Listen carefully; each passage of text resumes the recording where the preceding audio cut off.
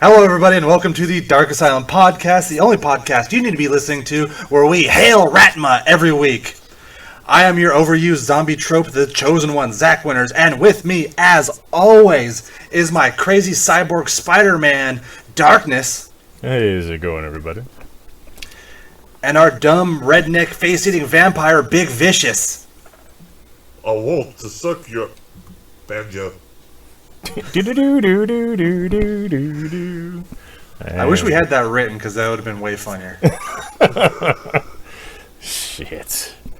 How's it going, everybody? It's going. It's been a hell of a couple of weeks. Yeah, we had to miss a week there, everybody, so sorry for that, but shit happens. This time the state wasn't on fire. No. But you lost power, right? I don't know what the hell happened. Like, I'm just sitting inside, and I'm like an hour into a fucking Persona playthrough, and all of a sudden we just hear, BOOM! And the power goes out, and I didn't save my game for like an hour. My daughter walks in, and the first thing she asks me is if I paid the electric bill. Oh, wow. Yep. So, also, everybody, Big V, say a couple words real quick. Hello, everybody. Yeah. This So, is Big V. we have fixed the audio, hopefully, Sort of. so please stop emailing us. We'll see if the echo comes through. How big of a fool you're going to look like if it doesn't really work. Yeah. It sounds a lot better, so I'm hoping that we've taken care of that one, too. So, It sounds better, just hopefully it comes through better when you record the show. yeah, that's what I'm hoping for. But if it doesn't, you could quickly cut this part out. Well, yeah. It's just like with the fucking Eternals already being out, and that whole episode should have gotten scrapped. Watch it tomorrow, everybody! Ha ha! And then it doesn't come out. It's out tomorrow! Oh, no, it's not. Yeah, that's still coming out, but we'll see how that goes. So, It's looking better and better. really? Yeah. I always get worried because, like, my wife finally caught a preview for it. She's like, "Oh, what's this?" I'm like, "Oh, it's the Eternals." She's like, "I want to see it." I'm like, "What? Why?" And I was like, "Wait a second. You have some weird lesbian fantasy with Angelina Jolie still, don't you?" "No, I just think she's cute." I'm like, okay, well, I guess we're going to see the Eternals. So, yeah. I mean, who among us doesn't have a weird lesbian fantasy about Angelina Jolie? I was just about to say that. Yeah, I guess everyone I does. have a strange. You have a lesbian fantasy about Angelina Jolie? Like, I have one that being the involves one? me eating ice cream off her ass. well, I you know. have a lot of fantasies about Angelina Jolie. Yeah. So I remember her way back in Hackers. I mean, that was the first time I took notice of Angelina Jolie. I was like, oh, okay, this is all right. I think my first time was when she played Laura Croft. Yeah. That was a lot of people's awakening to her.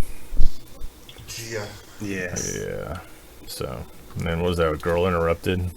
Yeah, Chicks in an Asylum, man. That does it for me every time. Her and Winona Ryder. Oh, God. Okay, anyway, we'll move along here. I don't like any of this. Yeah. Yes. We'll be back in 5 minutes. Jeez. So what happened with you guys in 2 weeks? Anything worth mentioning? I feel like I'm doing Zach's job right now, trying to get the show to keep rolling. Trying to keep it rolling. Actually, not really. I lost my power. Work. So, okay. I got a new T-shirt design coming up. I got Slam Buddies coming in. Oh, you got those? Yeah. Nice. We'll talk off air about that.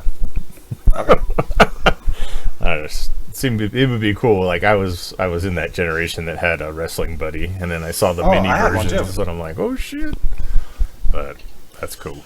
There's all kind like I hate wrestling in the effect that there's shirts. That's all you can really get in a mass like marketing or gimmicks or selling stuff. It's shirts. So anytime Remember when something DX sold yarmulkes? No, I don't remember that. That happened.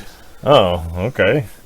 I always like weird off kind of gimmicks that people sell, you know. Like I have the skulls and stuff, which is just different. Kids fucking love it, you know. It's like getting a toy. Like, I want a skull. I'm like, here you go, little Bobby. So I walk around with like a severed head or something. So Here you go, little Bobby. yeah, I don't, or Jane, or I don't know, whatever. But yeah, it sure get boring after a while. And if you don't get a design that like everyone loves, it just sits there. So yeah, having different stuff's kind of cool. But That makes it stand out more.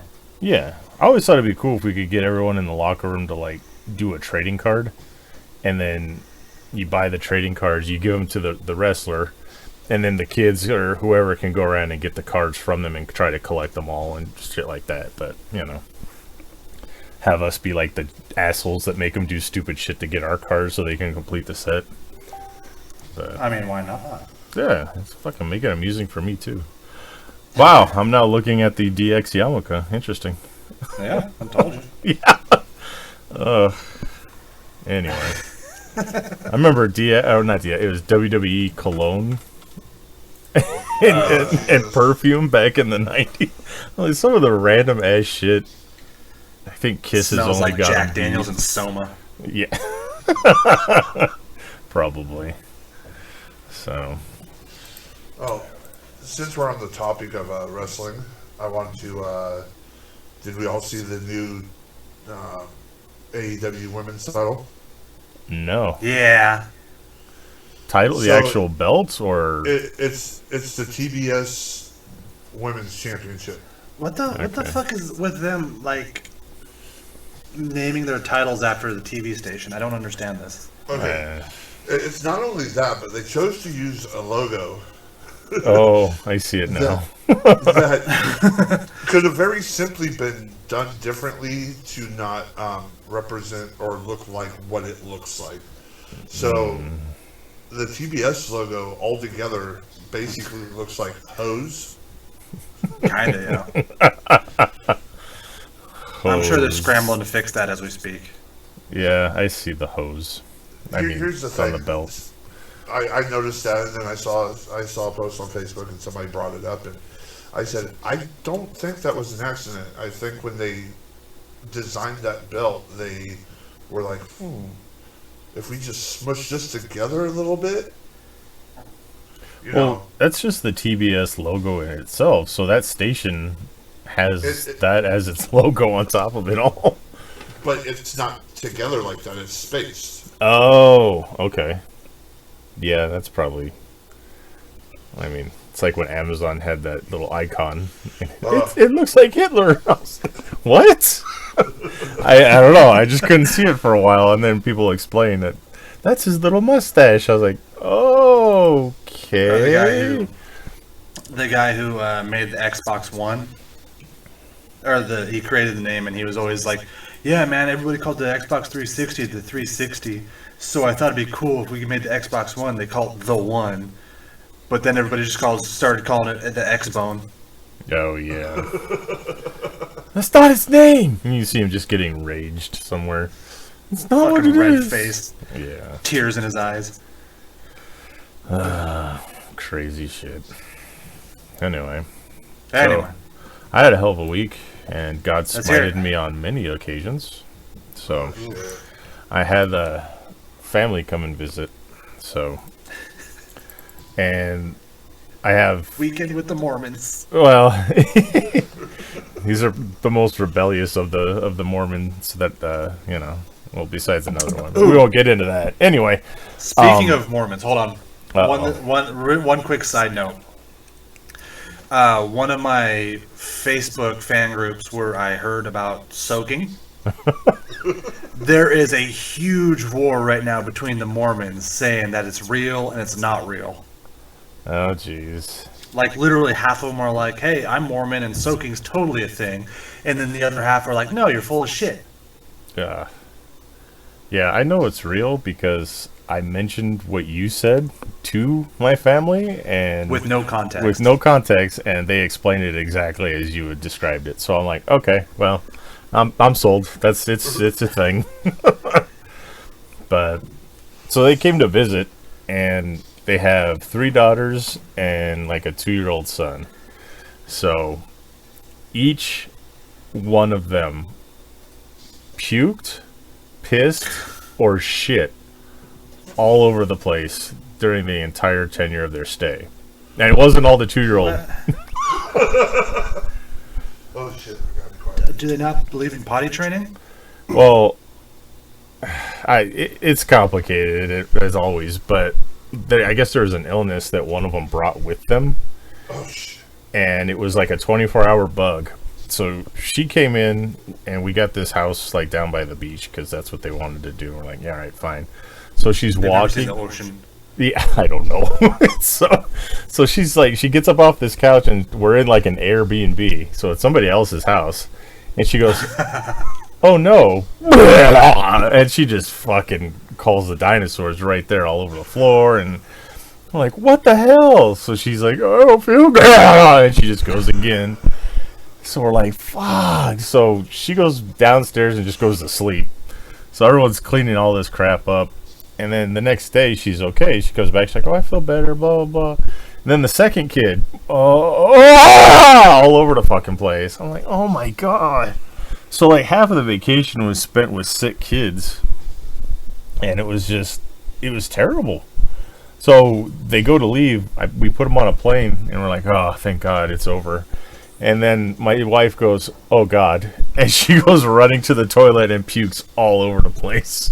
And I'm just sitting there, I was like, fuck, I'm waiting for it. I was like, I'm going to get it. I know I'm going to get it. And sure as shit, I fucking ended up with it. So I got the ass end of it right as everyone was leaving and gone. But luckily, I didn't throw up. I just got those, like, really acidic belches that you can feel, like, burning in the back of your throat. I had that for, like, 24 hours. I got a fever. But I'm back and I'm good to go now, so. But yeah, they like puked all over our rug, and they had to take the rug out on this back porch, and it's like somebody else's house, and they brought the rug back in, and it smelled like somebody had slaughtered a woolly mammoth, and it was just fucking disgusting. So, I love family. I love them. Yeah, it's good stuff, good times. But sounds like the airplane just took off. It's out of the hangar now. What the hell is that noise? What noise? I guess it's B muting himself. Oh. It doesn't do a very good job of him muting himself. It's just like, yeah. So, but yeah, that was my 2 weeks. You know.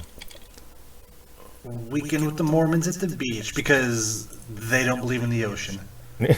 I don't know I haven't delved into there. You know. It's a common Mormon belief. There's no such thing as the ocean? Yeah. Jesus. Okay. Hey, I was right about soaking. You don't know. Yeah. Alright. Alright, so, what the fuck? Let's get into this. We got too much shit to fucking get into. Yes. Yeah. Where we want to... Any video game news to start off? Anything? Lots of video game news. Oh, okay, this is your fucking section, man. I'd say the big one this week is Randy Pitchford steps down as Gearbox software president. Okay.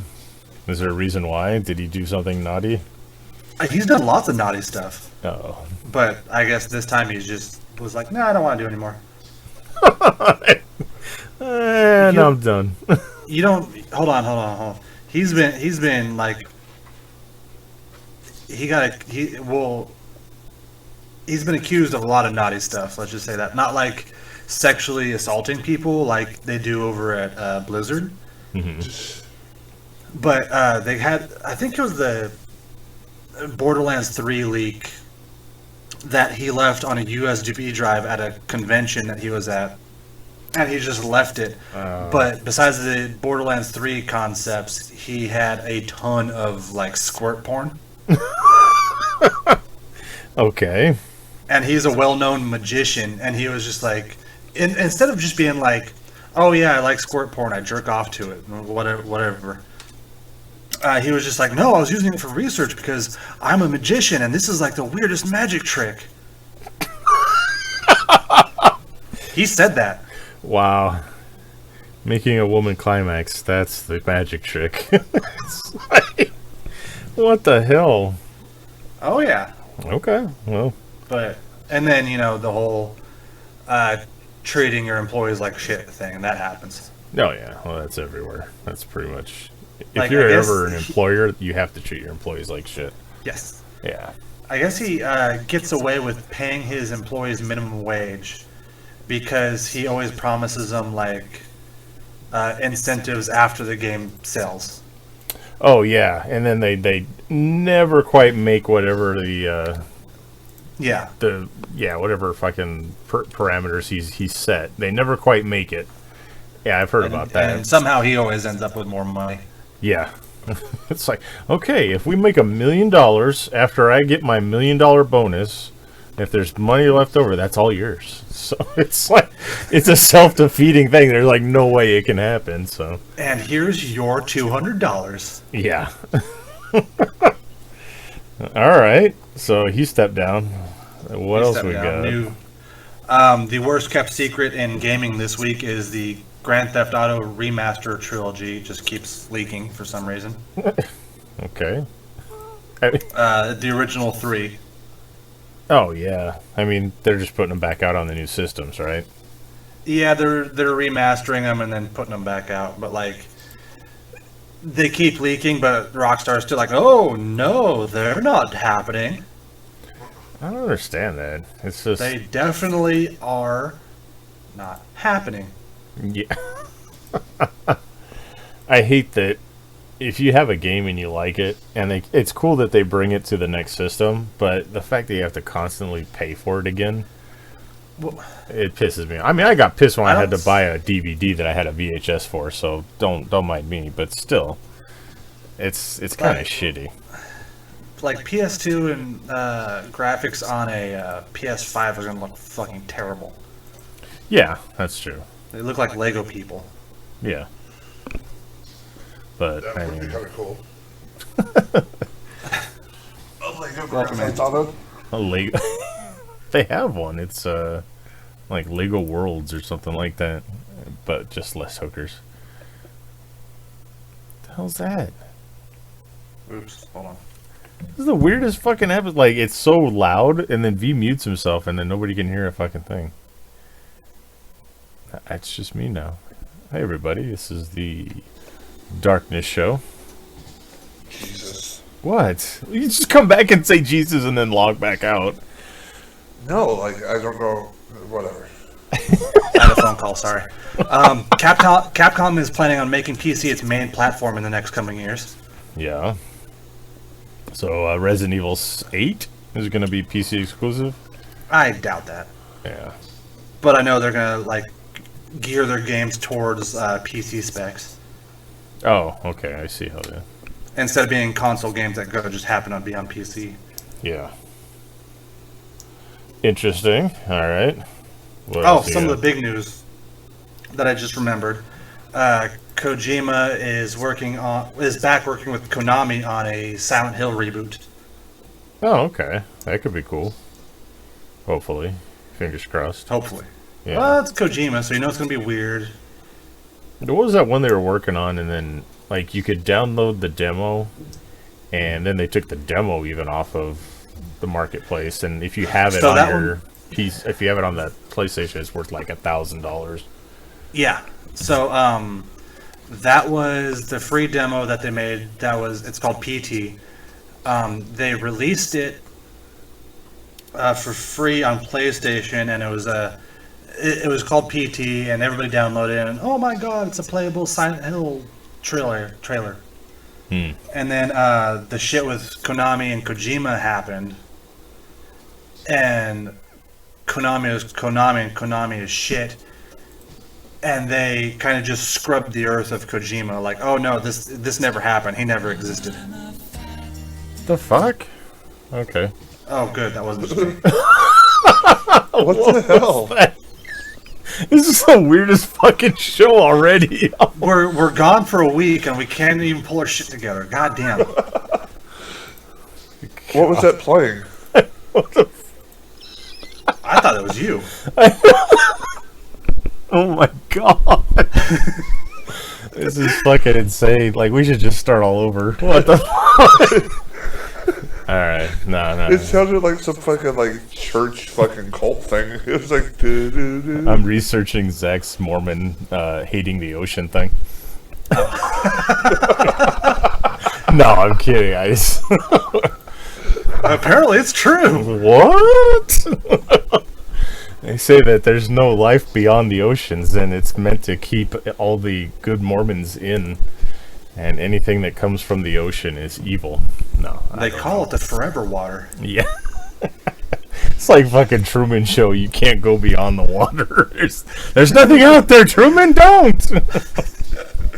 So if they can't get to it by bicycle, then it's not worth getting to. It doesn't exist. Because they don't believe in cars either. Yeah, well, I don't know. Anyway, so Kojima's coming back. We're gonna have another Silent Hill reboot, Yes. so that's cool. Hopefully we'll get PT back. Yeah, that would be nice too. That would be nice because all the scalpers have all these worthless PlayStation 4s now. Yeah, that would be funny. God damn it! Just see him getting all mad. Anything to fuck over the scalpers, I'm happy with. Yeah, they just keep fucking us over. Say, here, have a brick. Exactly. I have the PlayStation. You can go fuck yourself.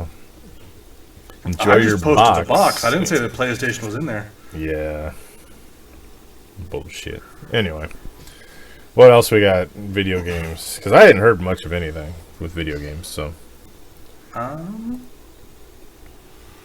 Far Cry 6 and Metroid came out. I haven't gotten my Far Cry 6 copy yet because I got it in the mail and fucking Ubisoft. Oh, you went physical copy, huh? Yeah, because I'm a scrub. Scrub. I like looking at my physical thing. I didn't just get physical copy. I got the collector's edition. Oh. Okay, so it comes in a metal tin or something, or what is Comes it? with comes in a it's a steelbook cover Yeah. It comes with stickers. and a toy flamethrower Oh, okay. Toy flamethrower. that I'm going to use to set you people on fire. Nice. That could be cool. I guess. I just remember getting my first weapon in a video game special edition, and that battering is mounted to the fucking display thing, and I can't throw it at anybody, so I'm pissed. I was going to say, Bunch of bullshit. You fucking offer a batarang as an incentive, and then you can't even And I can't fucking throw it at throw it. people. What the fuck? Fuck you, Rockstar. Anyway, or Rocksteady or whatever the fuck. Rockstar. Yeah, there you go. Bebop was better anyway. Anyway. Any other videos? How's your Diablo 2 going? I haven't picked it up. Oh. I own it, but I haven't played it yet. But I've been so like obsessed with finally beating Persona 5, Oh. Okay. and I beat it. I stayed up till 3 a.m. last night beating it. I'm just gonna isolate that fucking audio right there. It was one of those phrases that like I said it out loud, and my mind was like, I wish I didn't say that. And we now have a title for the show. Stayed up till 3 a.m. beating it. Why can't I come?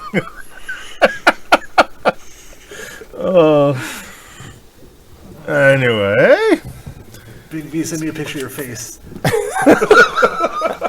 to finish on. God. It's just been too long.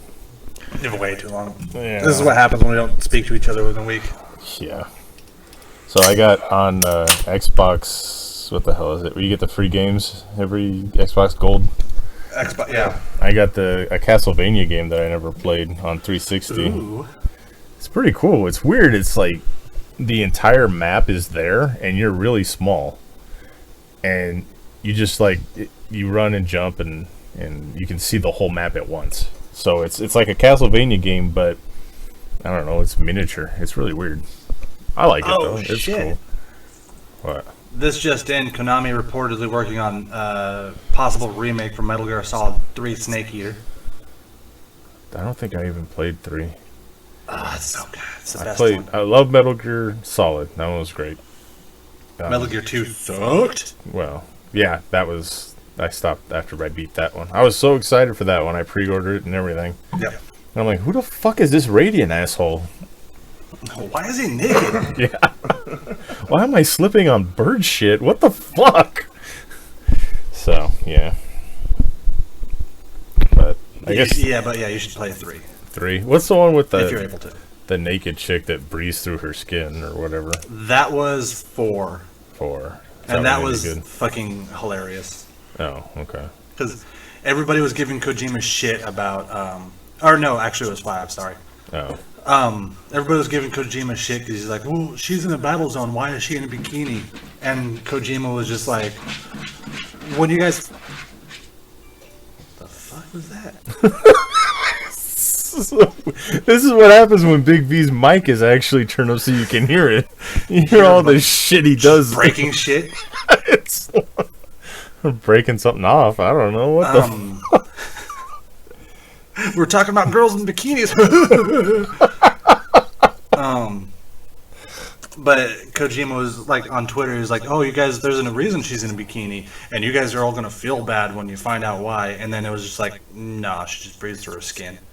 Yeah.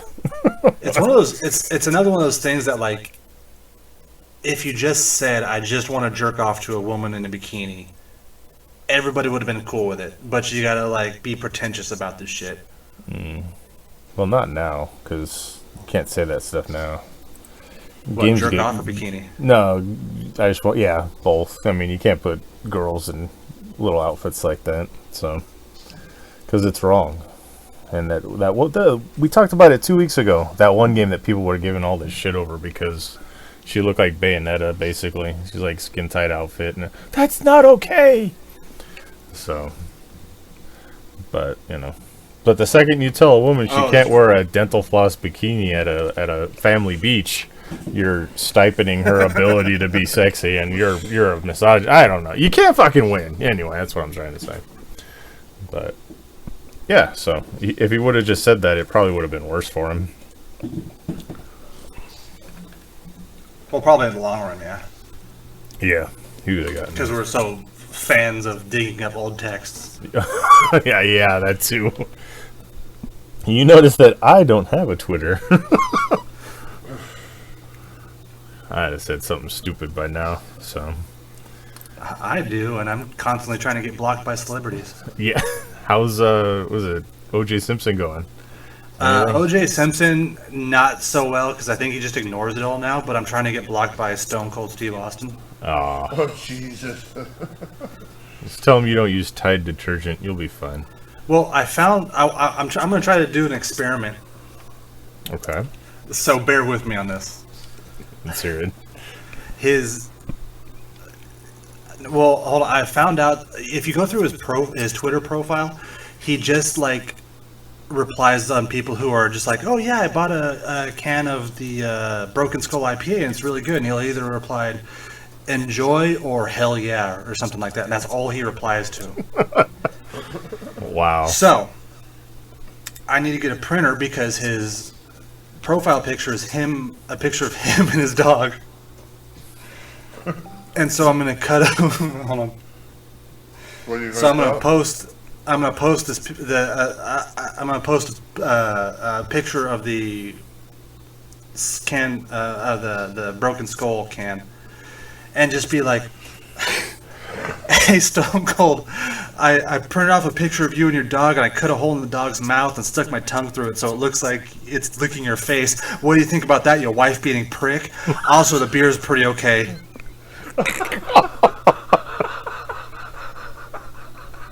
And I want to see what he does. What the fuck? Do you like sit on the shitter and just think of shit like this, or what? It's like, what celebrity do I want to fuck with today? Oh, this seems like a good idea. All right, we'll post pictures of the picture so everyone can see it. So I don't want to. I don't know if I want to just post a picture of the can and say that, or print out a picture of his profile picture and actually like the can in front and me in the back with this picture with my tongue through the hole. Hey, Stone Cold. Hey, Stone Cold. Why don't you come over here and give me a wet, liquidy kiss? Come on, Stone Cold. Come make me feel like a real poochie. Come on, Stone Cold. Oh, God. I broke everything. What the fuck? Hey, Stone Cold. Oh, God damn it, leave me alone. Yes, he blocked me. It's that weirdo again. What? What? Oh, that's like the worst fucking thing that's ever been brought into wrestling. If you pause for a single fucking second for dramatic effect during a promo, those assholes will fucking scream what at you. Shit's dumb. Anyway. I got those motherfuckers doing it one time, and I just looked out, and I ripped this off from The Undertaker, but I was just going, say what if you sleep with your sister? And like half of them still like on instinct. Sphincter says, what? Yeah, that's what I thought. I took a drink, you fucker.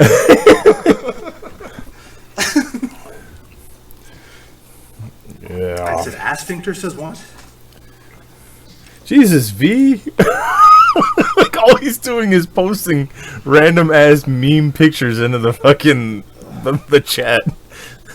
What the fuck? Oh, nobody said to have your volume up, so you didn't have to like. It's so random. Oh. Anyway, Marvel Studios apparently listens to the show. Oh, what happened now? Did you see that picture? No, I could have swore we had this on Versus. Marvel Studio post John Wick versus the Punisher. Who wins? Yeah. I mean, granted, we ripped off the idea. Oh, okay. But we ripped it off first. Yeah, damn it. I think people just listen to us to steal our ideas. That's what it is. We have a podcast, someone else gets a podcast. We say, hey, we'll, yes, you know, we what were if... the first Yes. John Wick and Punisher fight each other? Hey, Marvel stole our shit. But, anyway. God forbid you try to steal Marvel shit, though. Oh, my God. Yeah, we gotta do something about that cease and desist. Yeah. Speaking of Marvel. Oh, what? What about all the families of the creators of all their characters trying to sue for the rights, or what are we talking about? There's that. There's the Scarlett Johansson thing all of a sudden coming to an end. Oh, yeah. So she's back, baby. Yeah. Let's get it. Any more video game news? No. Good. Okay. Nah, fuck it. If anything, all right. First, let's get into. Fuck it. We're doing it live. God damn it. All right. So what if? We'll get into those two episodes real quick so we can explain why Scarlett Johansson coming back is kind of a big deal. So we had basically the Terminator timeline where Ultron is played by the Terminator, and Vision gets the Infinity Stones and becomes like this big fucking world-killing, multiverse killing entity. So the Watcher, Ultron does. Well, it was Vision, but it was in Vision's body. Yeah, whatever the fuck. It's confusing as fuck if you didn't watch it. So I'm not trying to explain it all. It's what if Ultron actually got the body instead of Jarvis being put into it. Yeah. And then, I mean, I do have to say that one scene where he just like fucking takes Thanos out was amazing. That's fucking ridiculous. You know what? This whole series... Oh, here we go. Hank Pym and Thanos have been nerfed to fucking hell. So No. Yeah. Thanos got defeated by a conversation with fucking T'Challa. That's ridiculous. Remember that 15-minute part in Infinity War where he bitch slaps 5 Avengers? Yeah, that doesn't happen anymore. Yeah. Tony Stark gets screwed in every version of Marvel. Yeah, that's true too. Yeah. There's some man. It's anyway. He's like the grandpa of the Marvel whole MCU, but he's just like he gets killed in almost every episode, I think. Yeah. Well, he's not coming back to like do in the the voice newest or anything. Or in like the newest one where like where the Watcher picks Gamora, and Tony was like, "Hey, what about me?" And then like the Watcher just like rubs dirt in his face and says, "Fuck off, nerd." Pretty much. So, all right. The what if was if Ultron basically won and got the body and, you know, all the stuff from Age of Ultron. Ultron wins. Got the Infinity Stones. He gets the Infinity Stones. He defeats Thanos in like a second. Thanos just comes through a portal and then gets sliced in half, and he just fucking picks up the stones off of his dead corpse. I was like, oh. Isn't it weird how like they waited till the last 2 episodes for the show to be good? Yeah. So this is where continuity comes into it. The continuity comes into play because continuing. Yeah, I don't continuity. I had a screwdriver for breakfast. Leave me alone. Yeah. Yeah. So, okay, this vodka's gonna go bad if it just sits here. So yeah, the continuity of this show finally comes into play. So Ultron gets the Infinity Stones, starts fucking up with the multiverse. The Watcher freaks the fuck out, goes into the one little pocket dimension that corrupted Doctor Strange was in. He goes, "I need your fucking help." And he goes, "Okay, we'll form a team." And, you know, so they go through and they pick all these characters that they'd introduced through the whole season. So they make their own kind of, what they call them, the Guardians of the Multiverse. There you go. So it's Gamora, it's like Surfer Bro Thor, it's... Why the fuck didn't we get this Gamora episode? I don't remember. Was it... I don't even remember that character. Yeah. We didn't get... Yeah. It's bullshit. I wanted that. I wanted to see that. So we get a random Gamora. We get... This did make me like Bro Thor more. Bro Thor, yeah. We get Bro Thor. We get the T'Challa that's Star-Lord. We get the corrupted Doctor Strange. We get Killmonger, Black Panther. And we get Captain Carter. And as they're going through, they pick up Black Widow from the future timeline. So basically, the long and short of it, they defeat Ultron in the future, and everyone's going back to their timelines. But the future Black Widow, who's got nothing and is basically living in a post-apocalyptic future, she's like, "I'm not going back. Screw that." And so the Watcher goes, "Okay, well, here, let me send you someplace else." And basically, they insert her back into the regular MCU for the What If universe. So why this is significant is because, like we were just talking about before when we went into this whole fucking tirade, Scarlett Johansson settled with Disney, and that's basically a way they can insert her back into the MCU through the multiverse. So she could be Black Widow, but not the Black Widow. So I don't know. Well, like, and I think we'll talk about this a little bit later now, but like the introduction of the multiverse, they could... This is their reset button where like, oh yeah, we kill off a character, and then the next movie they'll be back because multiverse. Yeah. Yeah. So I just what brings me to this thing, it's like, you know, you stand your ground, you're like, screw you, you're screwing me over, you're costing me money, but then all of a sudden they throw something at you, like, what's her name, Emma Stone. She was she's jumping on the Sue wagon, and all of a sudden, oh, here, we're going to give you another movie. Oh, cool. Yeah. So now we get Cruella, too, for some random fucking reason. It's all related to money. Oh, yeah. Well, you know... Oh, you're mad because we didn't give you enough money? Here's more money. Everybody wants to stick it to Disney and prove a point, but then all of a sudden, Disney just proves the point and says, "You're all a bunch of fucking greedy bastards, and I'm going to throw something at you, and you're just going to take it." Yeah, pretty much. Don't act like anyone in this room wouldn't be like, "Oh, I'm mad that I'm missing $1 million," and Disney was like, "Oh, here's $4 million." Okay, I love Disney again. And just to make it clear, Zach's sitting in a room by himself. Wait, what? Where are the voices coming from then? Hey, you know what? I didn't watch Mulan because they filmed it by a concentration camp. That's what I'm telling people. I just didn't want to fucking see Mulan. Here's my thing. But now I look like I'm virtuous. if I'm going to argue something, I'm not going to. I'm not going to just change my mind when somebody throws something at me other than what I wanted. You know. Unless it's a chicken pot pie. Yeah.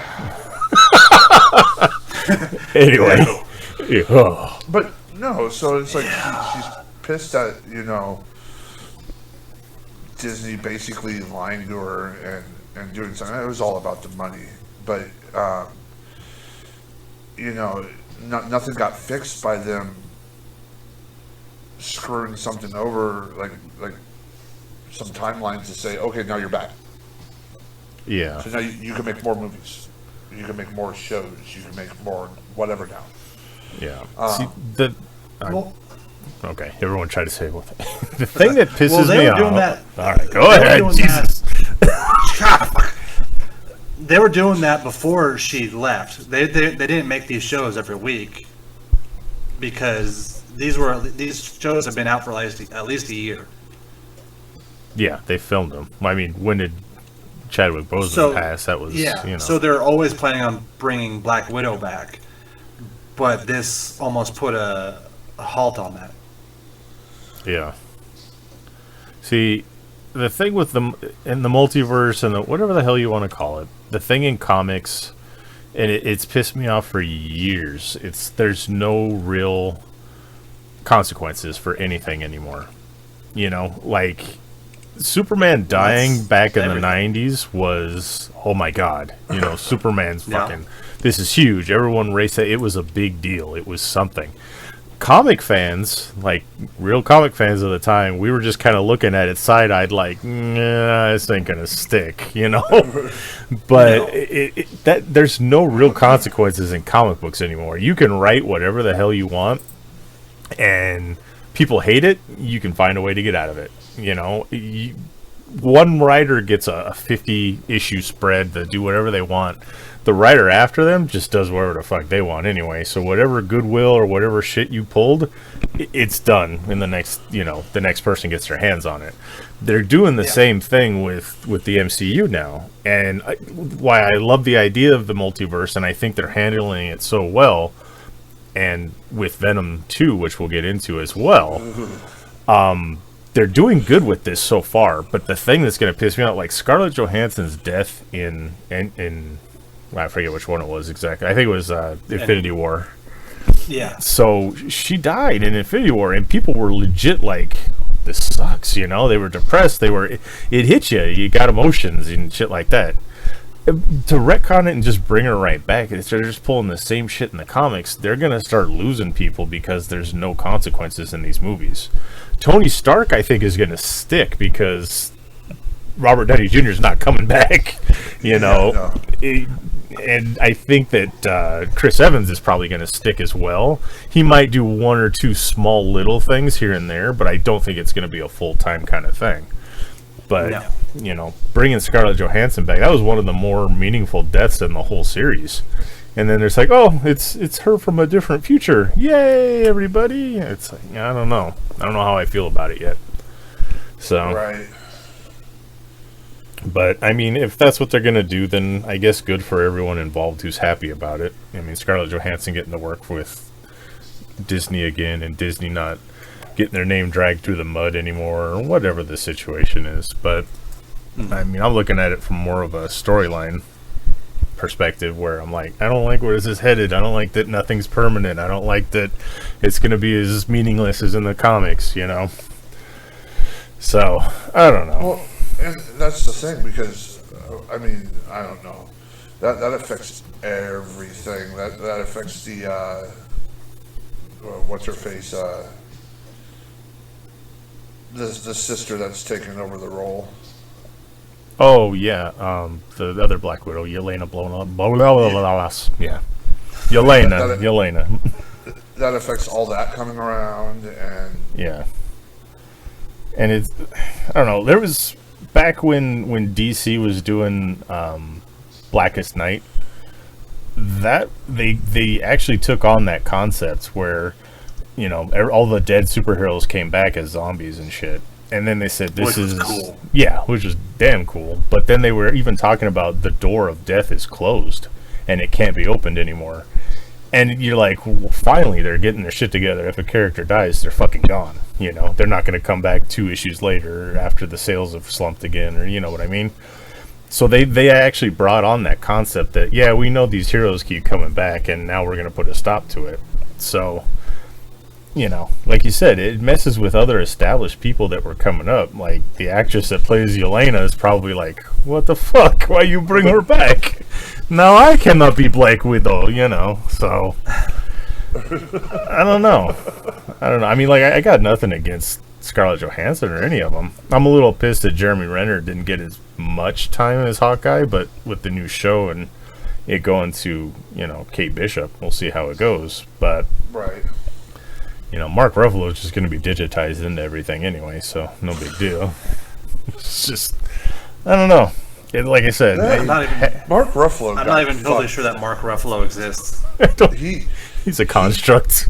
He totally got screwed in this whole thing. They're like, we're going to give you this. All right, we can't make you a movie, but we're going to give you these little bits and pieces to, like, if everybody just pays attention and joins it all together, it's going to be a nice little story for you. Yeah.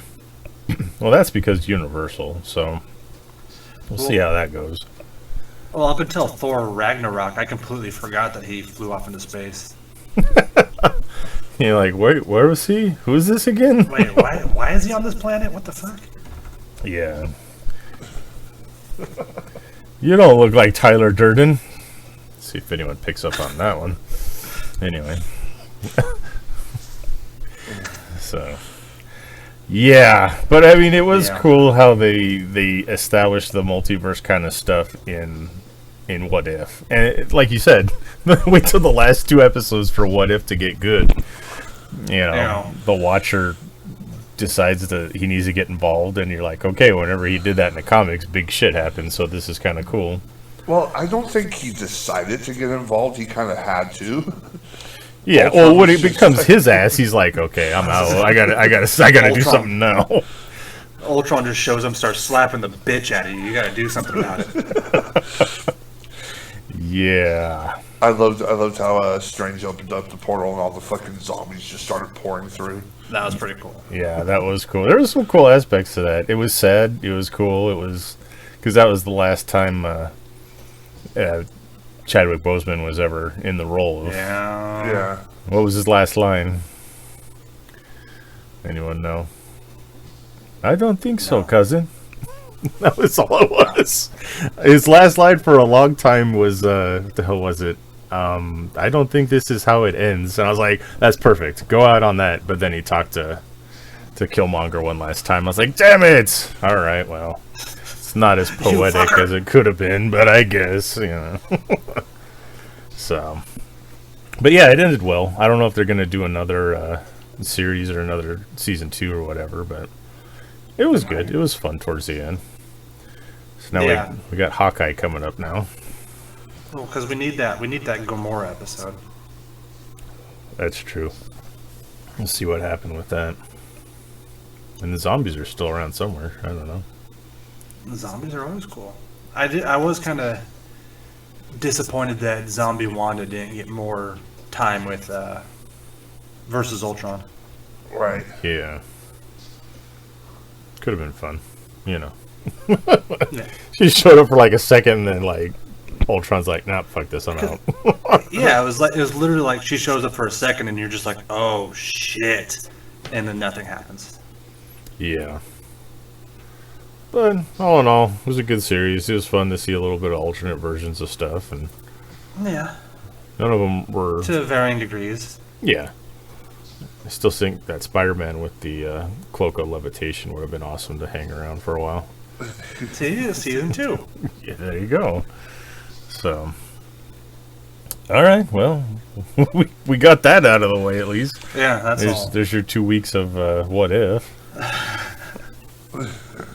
Any other TV shows we're talking about? I know. Anybody watch Squid Games? That's what I was just gonna say. I was like, I know V and I watched Squid Game. Did you? No, you guys go for it though. All right. I You sure fucking you're not gonna loved watch it? I'll watch it, but I don't really. Yeah. All right. So, the phenomenon known as Squid Game, it's kind of like blew up on the internet. Everyone decided to watch it all at once and fall in love with it. Yeah, So I'm loved not even it. totally sure what this is. So basically, it's a bunch of people who they owe debts. They're just poor, whatever. They get approached, and this main character, he gets approached, and he owes money to like some mob guy or something like that.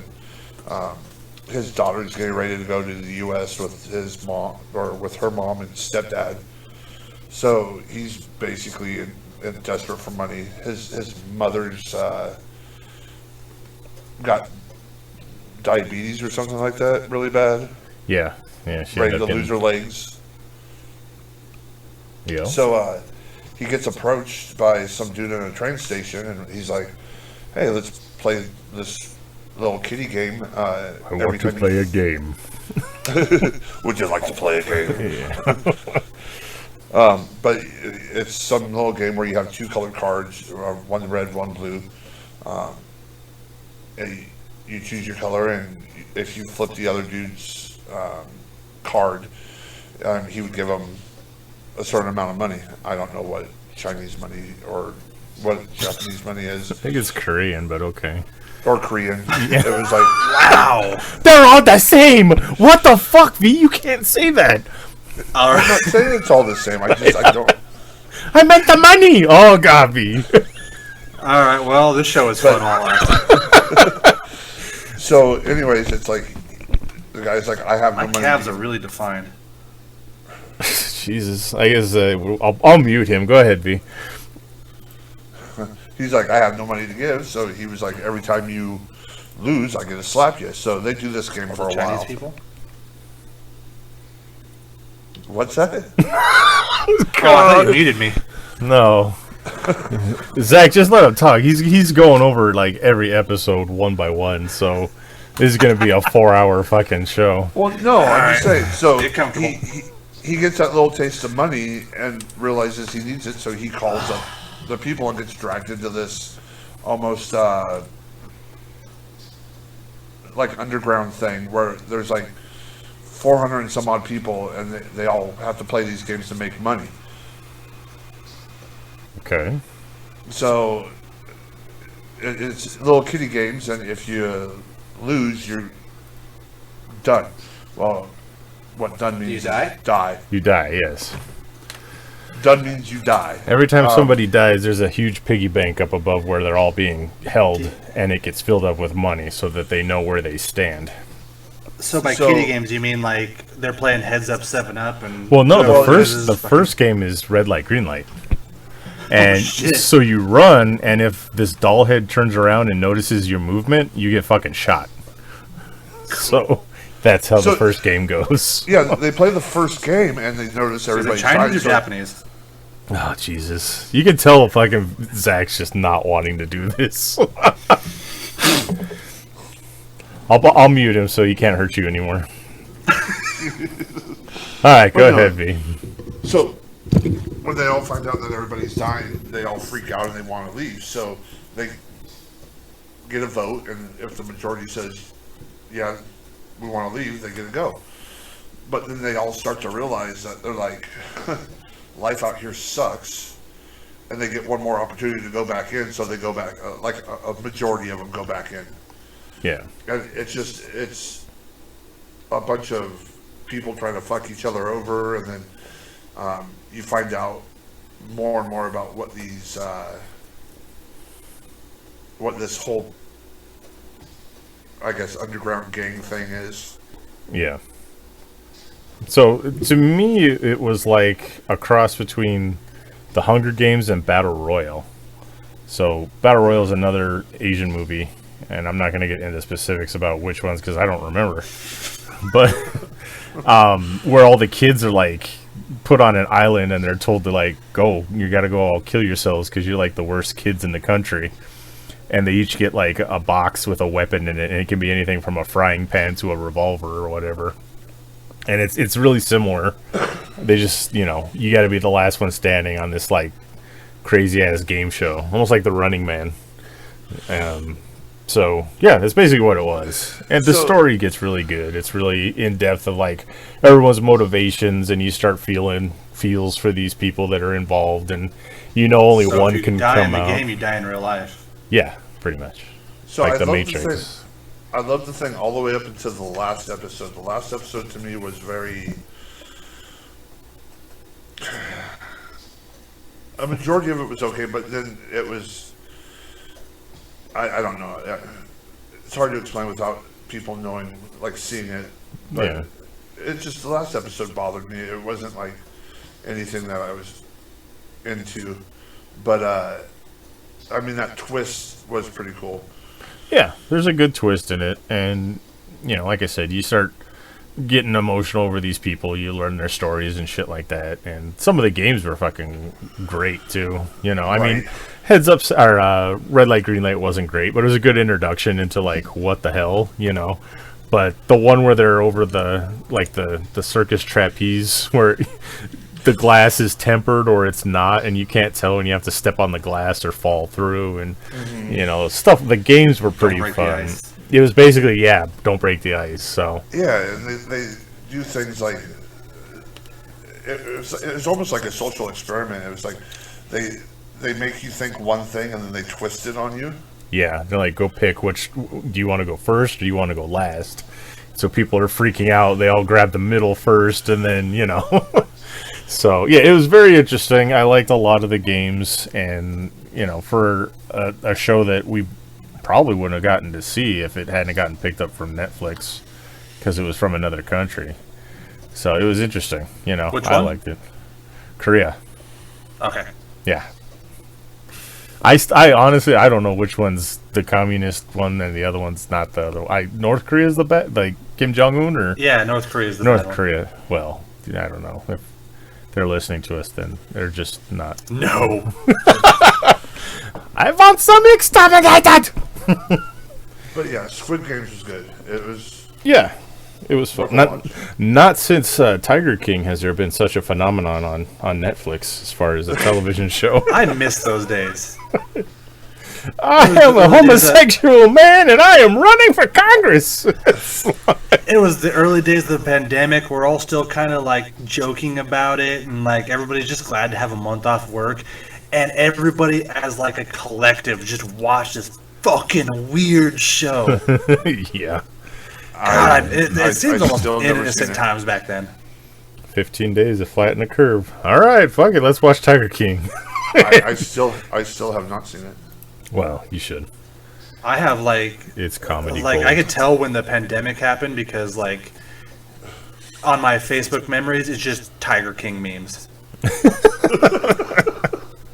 Nice. So- Guess what, motherfucker? What about the other Netflix thing that we got going on?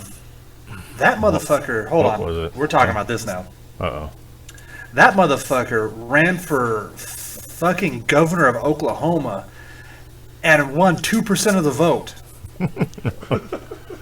That's fucking insane to me. Where like he's putting up commercials where he's like, I'm gayer than shit. I own a zoo and I like to shoot my guns. Vote for me, you dumbasses. There you go.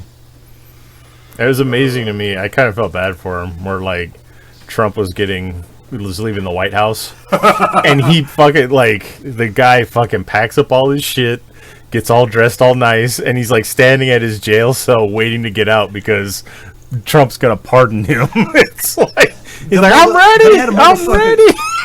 They had a motherfucking limousine waiting for him. They did. Because We need to open the jail door. Let me out. did he call about that pardon yet? And he's still fucking sitting there. Meanwhile, that bitch Carol Baskin, she's fucking on Dancing with the Stars and everything, and she killed her damn husband. Had him eaten by a tiger. Allegedly. Oh yeah, I gotta say that. I'm sorry. Allegedly, Um, we are not a news source here, guys. Don't take anything we say. We're skipping over the fact that his boyfriend shot himself, and this motherfucker is at his boyfriend's funeral talking about his balls in front of the man's crying mom. That's true too. V, you need to fucking watch this show. You need to watch. You have no idea what we're talking about right now. I want live updates on this show for next week. I want to get your whole reaction for this. I'm not gonna do it. I don't want to do. I'll find No. the opportunity to try to do it. Yeah. There you go. I It's want a chicken pot pie first. shit. It's hilarious in the absurdity of it. That's why it's so funny. Because there's people out there that's live. This is their lives, and you're just like Jesus. And Holy any shit. person that's got a halfway decent moral compass loses a limb. Yeah. Anybody who when you just can't think these people can't get any weirder or things get crazier, it doubles down.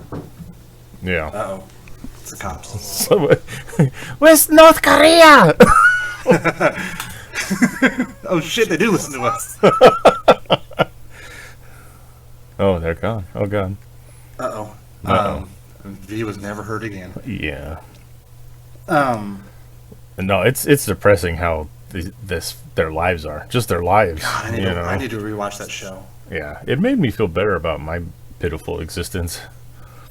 It's like that part where Joe Exotic gets mauled by that tiger, Yeah. and Carol they just randomly show Carol Baskins just being like, "Hey, tigers won't attack people unless you put sardine oil on them or something." Well, how do you know, bitch? Exactly. Yeah. Yeah. The maintenance people are here, so you might hear a little background noise. Okay. Uh-oh. Is it the Koreans? Are they mad at you? Yeah, that's why He's you all quiet being now? quiet. I don't like this. Cough twice if you're being held under duress. Oh, Jesus. Oh. All right, if you're laughing, I don't know. That's mixed signals. You can't tell him to cough because he just does that anyway. I know. That's why I was figuring it wouldn't be, that I'm big cut of- down to 2 packs a day. Oh. Okay, we might get into the other Netflix thing. What was the other what was the other Netflix thing? Netflix? What are you talking about? You said that already. The Undertaker. Oh, I haven't watched it yet. Yeah. So V, go ahead, 'cause I don't know if take I'm it, gonna. man. Escape the Undertaker. I absolutely hated it. It was stupid. Yeah. It's one of those interactive things where the 3 New Days show up to Undertaker's mansion, this creepy mansion, and it's the Undertaker who is he got here and he's talking about the power of the urn, the evilness, the blah blah blah blah. And he locks it up. The power of the urn. Yeah, the New Day shows up to It's actually pretty good. to get the power of the urn, so they can actually be better wrestlers. They're like, one of them's world champion, the other one's a former world champion. We want to be better. It's like, well, okay, Xavier needs to be better. If we get the power of the urn, we could actually be decent. Oh my gosh. What the yeah. So you go in and it's interactive. It's like follow Kofi upstairs or follow Xavier Woods downstairs. Can each of them die like a horrible death? Well, Can you kill him? no, there's points where they get separated. So like to face their fears, and Xavier's inside a coffin, and he's like, "Oh my god, oh, this sucks." Get set on Undertaker's like, or the options are like disgrace God or fucking follow Undertaker or something, and it's like screw your Disgrace friends God? and- something like that. It was just, What? They put religion into this? If I remember correctly, yeah. Xavier Woods, I want to play a game. It was. Microwave this stuff like burrito that. My hips hurts. Oh. It was just. It was really stupid. Yeah, it was a waste of too much time. Oh, that sucks. Tell me I'm cooler than God. Well, they did have that match where Shawn Michaels' tag team partner was God, so. Yeah, that did happen. That's That a thing did happen. that's out there. Yeah. Well, that sucks because I was kind of like, it seemed like a cool concept, and we had talked about I knew it it was going to be before. stupid But from day one. It seemed yeah, really cool, but yeah, I was disappointed. I'd like I might more. watch that out of curiosity when I'm drunk. Yeah, that would be fun too. It's the only way it's like watchable. There was that one kid who he's on Facebook and he was just going off about it, how great it is. Well, there's always that one kid. I know. I think I know who you're talking about, and we won't even mention names. Mm-hmm. Yeah, but Fucking Mark. Anyway. Do you think the Undertaker really has a house full of like saw traps? No, I saw his house. It's kind of nice actually. It's just a nice Texas ranch. He wears a bunch of right-wing T-shirts. I don't think so. I saw him wear No, that was on the thing. select the or what was it, the back the blue or the blue line or whatever. It was like the Blue Line who like they had a bunch of horrible controversies too. Oh, they all do. I mean, let's be honest. 9/10 of them are just to make money for themselves. Well, yeah. Yeah, buy large This thing's mansions, popular, we're and you know, whatever. Whatever. Anyway, so now what are we gonna get into? Because we Got got any more 2 TV weeks. shows? Well, see, V and I watch TV shows that you don't watch. It's like, Like we what? could discuss Titans, but you don't watch Titans, so you're like, Hey, you "Nah." can. Yeah, But you but gotta just deal with me being. an asshole the whole Boring. time. Yeah. I'm not an asshole. Well, okay. you interrupt every time we go to speak about something. You come up Oh with something. my God, are we doing this now? We can't. I can't even play the sad violin music anymore because we get demonetized on YouTube. Yeah. Oh, Zach picks on us. Oh, jeez. No, you can just tell when you're bored. You're like a special needs child. You just start lashing As out I and am. being disruptive, But you got to kind of deal with it because that's just how they are. No, it's me making the show entertaining while Big V stumbles through a plot synopsis. Okay. Anyway, yeah, Titans is still going. I think we have a few more episodes. Almost through the first season of Doom Patrol, which is actually pretty decent. I'm surprised. Okay, so I've actually, my wife actually got me into this. Doom Patrol? Yeah, I'm kind of digging it. Yeah. Okay, so you watched a few episodes. Brendan Fraser's delivery of shit Yes. is like the greatest fucking thing. All he's saying is shit or what the fuck or what, and it's the greatest delivery ever. I don't know why, but every time he gets upset and says "fuck," Yeah. it's hilarious to me. Yeah, it's great. Like I kind of missed a couple episodes, and then like, because she'll on her days off she'll just binge watch. I can't binge watch stuff, but I come home from work one day, and she's watching it, and they're all zombies, and they're all like being attacked by werewolf butts or some shit. Yeah. It's like, That's the one. That's the episode where I'm just like, okay, I really need to watch this. yeah, there's so many things in it. It's like a CW show that can do more because it's not on the CW, like curse and fuck and all that stuff. But then Doom Patrol has got this bizarre sense of humor to it. So like there's their captain Timothy Dalton, the chief. The best James Bond. Well, I don't know about that, but okay. We'll get into James Bond too, but Who would you say was the best James Bond? Pierce Brosnan is my favorite. That was my era's James Bond, and I watched. My mom watched Remington Steele, so I was like, "Oh yeah, perfect," you know. That was my era, James Bond too. But like once I kind of grew up and discovered the other ones, I liked Timothy Dalton a lot. He was good. He deserves a lot more credit than he gets. That's for damn Yes. sure. And he only had 2 movies, but they were really solid movies. And The having only Robert rated R James Davi Bond. be a villain was fucking perfect. Yes. So, but And then we get Roger Moore. yeah, well, Roger Moore was interesting. He was probably one of my least favorites, and people I think he's would give me everybody's shit. least favorite. George Lazenby's actually above him for me. So, for one movie. Anyway, I'd say Pierce Brosnan's probably third on my list. Pierce Brosnan. Yeah, Yeah.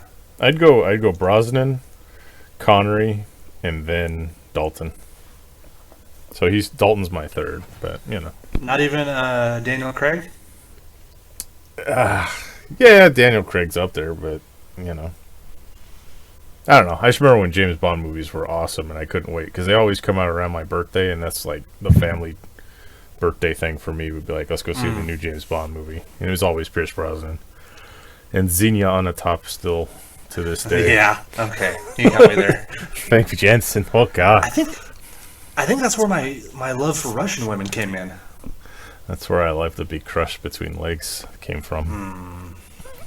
If you gotta go, fuck, man. I mean, there's worse ways. There's plenty of worse ways in those movies that you could go, and being crushed by Xenia on the top is not one of them. Yeah. So. That's why the best death is that one guy who falls out of the closet and he's got a big old fucking shitting grin on his face. That's good stuff too. But yeah, anyway, so back to Doom Patrol. So yeah, the humor on it is so fucking out there. Like, there's a goat. I think it was a goat. It's like you have to go up its ass in order to get to an alternate dimension where they're keeping this fucking Timothy Dalton and shit like that. You're like, it's just such weird stuff, but it's hilarious because it's and it's got Alan Tudyk. So it can't be bad. Yeah, that's always a plus. It can't be bad if it's got Alan Tudyk in it. I need Tudyk. So, anyway. I gotta rewatch Resident Alien. I still need to finish it. I think I got 3 episodes left. God, it's so good. Yeah, it was good. I think we lost Big V, so. I think we did. I think Big V's dead. Well. Yeah, we'll hold services next week for him. Anyway. All the other people in there made him mad and he just picked up his computer and threw him at him. Stop making noise! The maintenance guy started working on something and fucking cut a power line or something. So, yeah. Uh-oh. We just got an instant message. Where is he? Where is Big V? Did you see the Resident Evil Welcome to Raccoon City trailer? No, no, I haven't. They probably put a trailer out for it? Yeah, they did. Okay. It doesn't look bad. So, which one is this? I know they had 2 different Resident Evil things going at the same time. You guys are working on the toilet. What the fuck? No. Sorry, I was reading that mix. Yeah. What's happened? Which Resident Evil property is this? Is this the one with the Netflix show where there's Wesker and all the women, or is this... What's the other one? This one's a movie. Okay. So it's not the show, it's the movie. So it's not the show, no. But, like, they have, like... It takes place in 98, so they have, like, a 12-year-old Claire Redfield, and I'm guessing this guy's supposed to be Leon Kennedy with long hair. Oh, that's right. Okay, I remember this one now. Yeah. So how does the trailer look? It looks alright. Not great, but alright. I'm not holding my breath for it to be good, but, like... maybe it'll at least be entertaining. Oh, yeah. At least it'll be fun to rip on. Like VHS 94. Oh. Do we want to get into that one, or... Um... Without V? I know, because I want V to be there. Well, you said you didn't finish it. Yeah. All right, so before we get into this, is this one of our 13 Days of Halloween movies, or are we just reviewing and watching it? That's a good question. Yes. Something that probably should have been discussed before Probably we should. started. Let's talk about it now. Fuck it. Well, we do, still have Halloween Kills coming up, too. Yeah, so we'll we can do that one. All right, that's what I was figuring, but... Because at least Halloween Kills might be scary. Yeah, this was... you know, when a movie was cheesy back in the 80s or, you know, early 90s, the effects were just crappy. Now you get movies that are low budget, and the digital effects are like just shitty and look like cartoons. So that was one of my biggest complaints. You mentioned the cheesy practical effects. That whole first story was full of that. Yeah. Oh yeah, the first story, which was Ratman. The Ratman. Ratman. Praise Hail Ratman. Hail Ratman. Like, and V talked about this off air, and he's kind of busy right now. But he was like, did he say he was worse than Viral? Yeah, he thought it was to an extent. See, I don't think that. Yeah, VHS Viral was pretty bad. It was boring. Yeah. And as bad as this one was, I was not bored by it. At least at least it had amusement. It's not the kind of amusement that they were probably going for. It was probably unintentional, but yeah. Honestly, I'm probably the only person that enjoyed it because I was looking forward to talking shit about it with you guys. Yeah. It was I haven't finished it either, but I've gotten up to the robot doctor guy making. See, that one's pretty good. That one was pretty good. Some of the effects were pretty good, and it was interesting. You know, they did it from the first person perspective, and that was kind of cool. You know, then it becomes the Doom movie.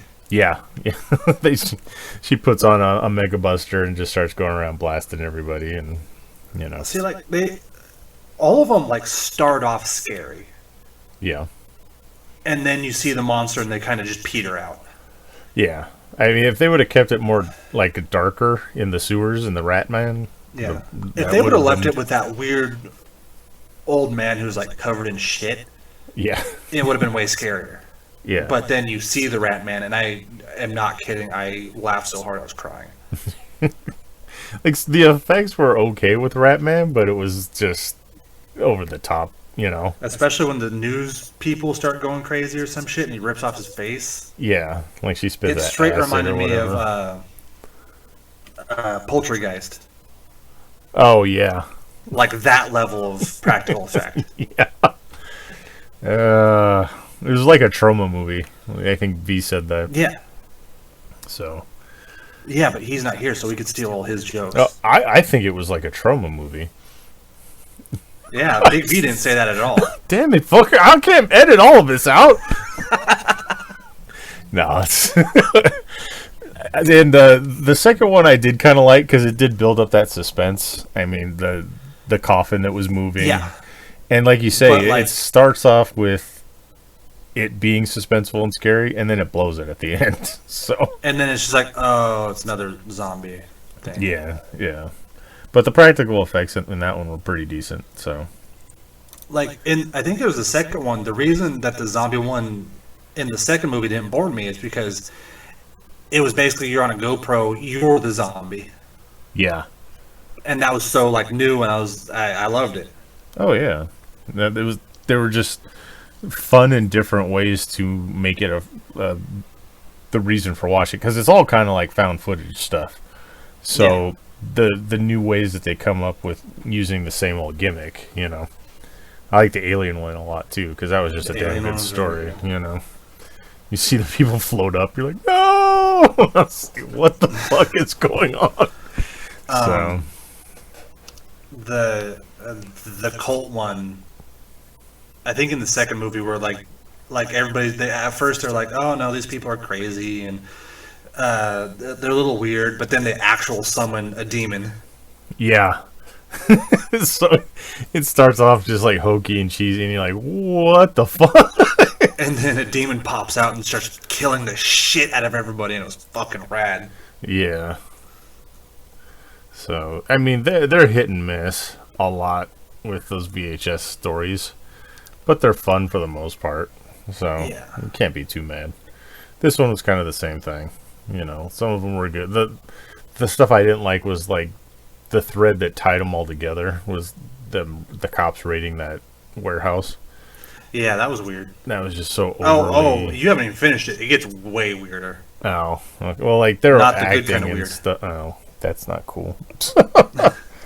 So, but yeah, they're overacting and everything else was just... Yeah, it kind of took me out of it for a little bit, and I just waited for the next movie to start up a little. Was it you or V who was talking about how it's like they pretty much just invited their friends over? That was me, yeah. And I'm not trying to steal V's thunder. Just because he's not here all of a sudden. But I like chicken pot pies too. what? That's amazing. Anyway.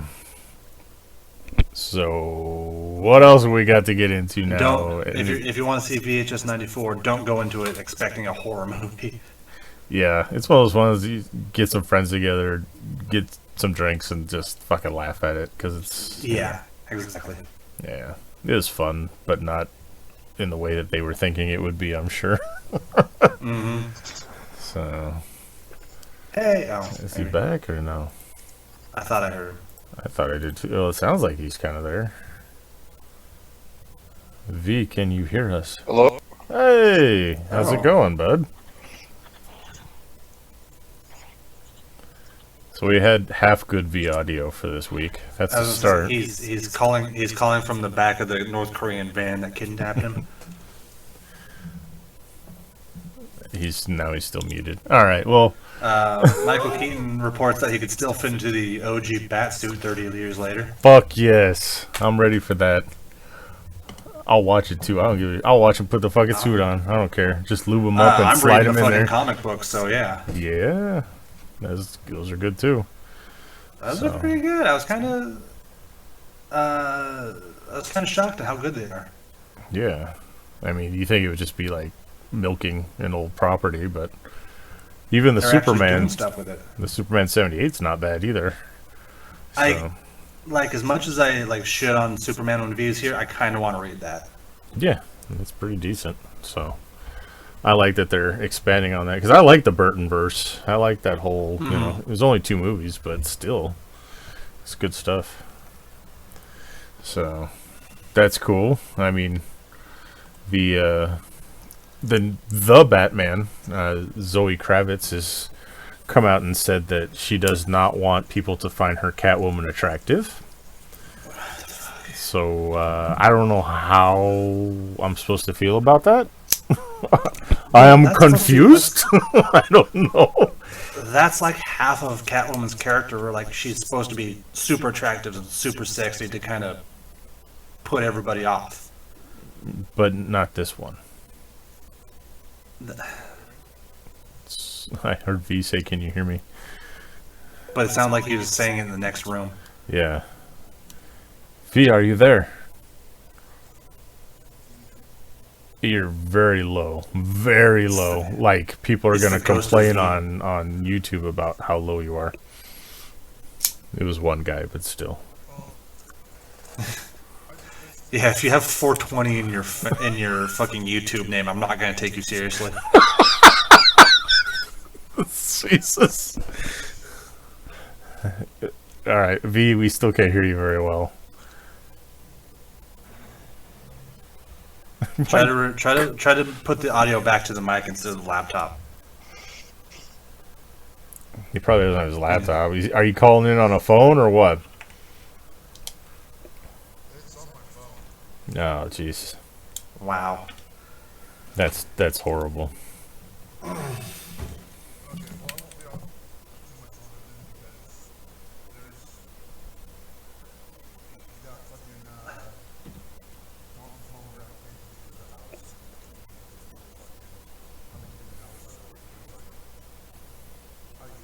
I can hear like half of this.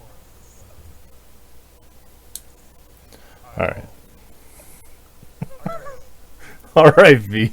Just message it to us. Yeah. Oh, damn. All right. So, sorry, everybody.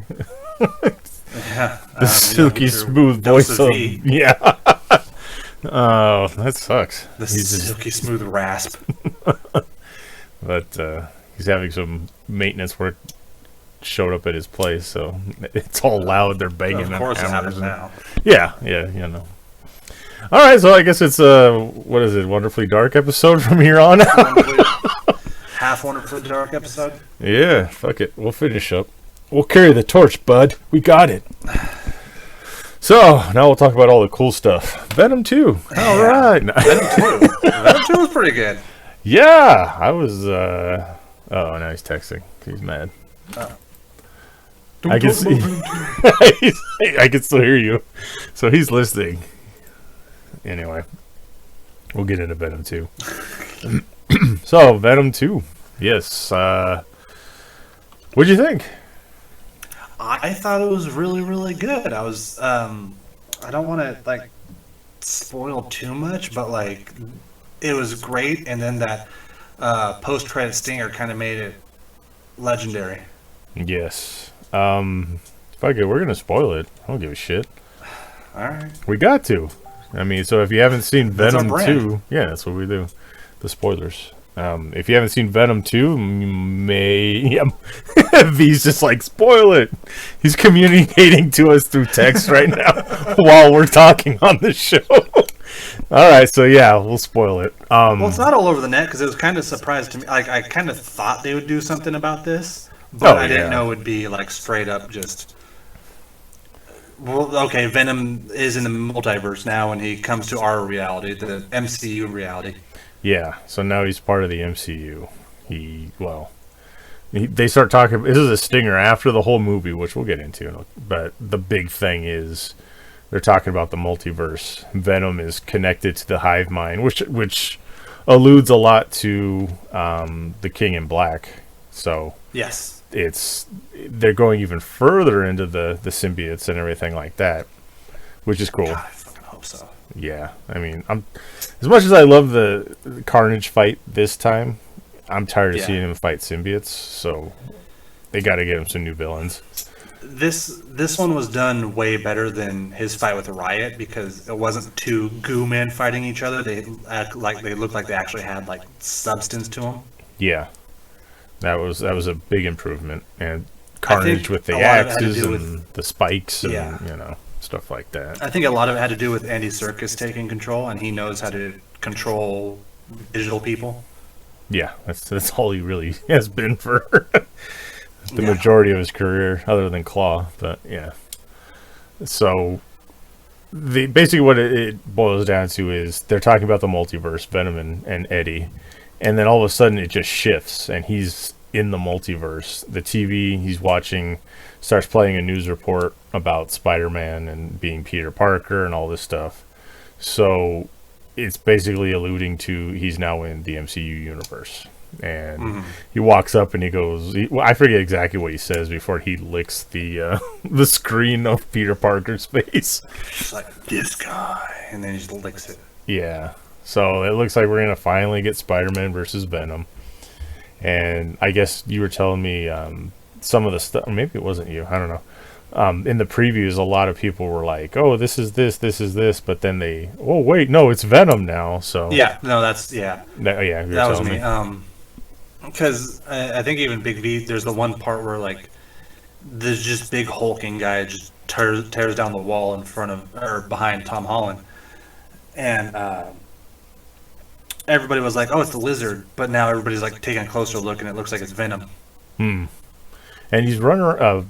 Tom Holland's running around in the black suit too, so yeah, there's that too. Now you're getting like little pieces, and it's almost like a mini Infinity Saga, with the multiverse saga starting up.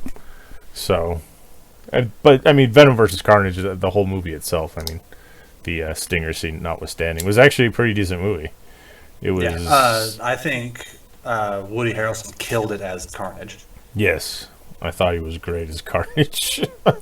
And the battle between Carnage and Cletus was funny too, because they're not exactly on board, so they're still kind of fighting each other, and Shriek and all that stuff. It was which comes back to like earlier we were talking about how the multiverse just opens up, because I was kind of like upset that Carnage, who was like Venom's big villain, who was so strong that him and Spider-Man had to team up together and fight, it was just boiled down to a one-night rampage. Yeah.